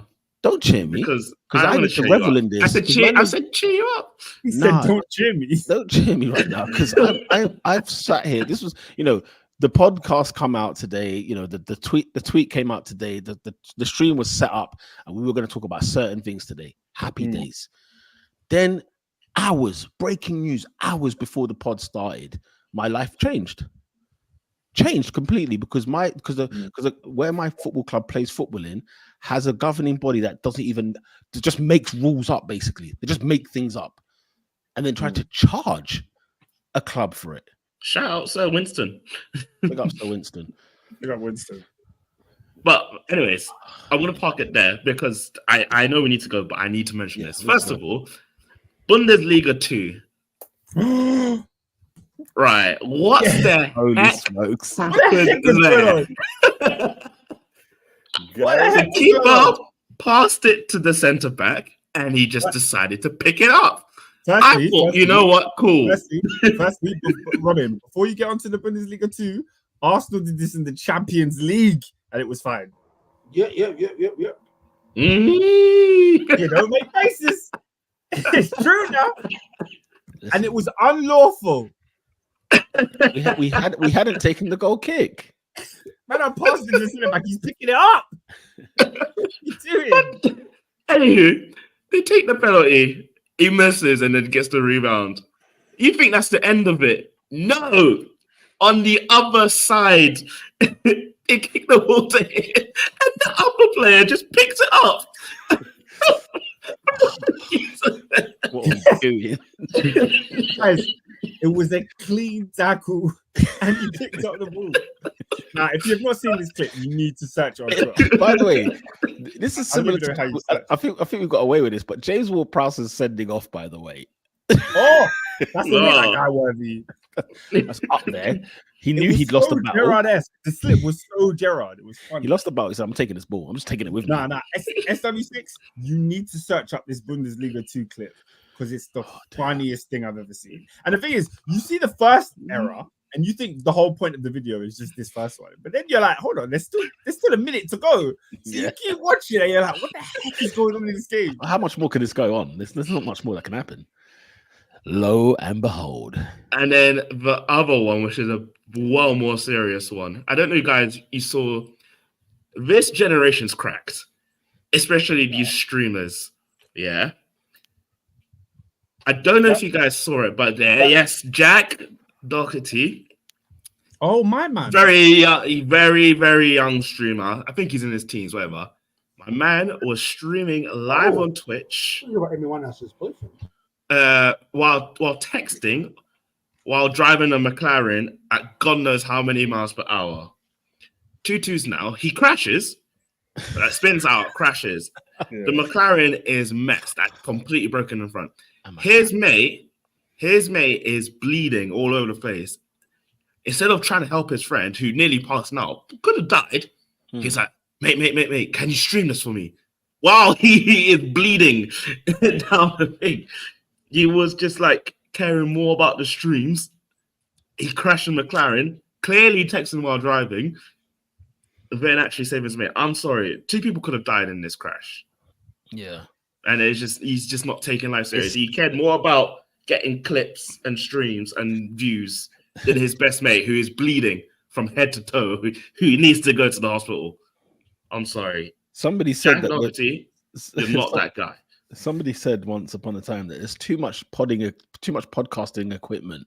They need to just stop making them because everyone's just doing everything, streaming, podcasting, saying whatever nonsense like that. Can you stream this for me whilst man's nearly dying? It's nonsense. A McLaren as well. What's the matter with you? Anyway, anything else? Anyone else? There was one more. It's gone. Okay. I might have lost it, guys. Sorry. As it's an international break this weekend, okay, we've given you 3.5 hours. All right, guys, can we end with this one? Okay. Not that gyal. Apparently, 8 months pregnant and she cheated with an NFL player. We'll leave it there, bruv. 8 months. Oh, Bacardi because. Come again? So no, I don't want to do that. No, I need to. Nah, P, we can't repeat the story, bro. Yo, You heard it. No, I didn't hear it. You heard it. Because what I heard was she's 8 months pregnant. She was 8 months pregnant. And what? The guy cheated or she cheated? Apparently, she cheated, mate.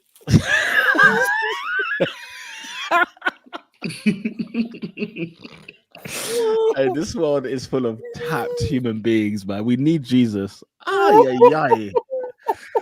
guys, I don't think you understand. oh, he's worse. Yeah, which one's worse? Is it her or the guy?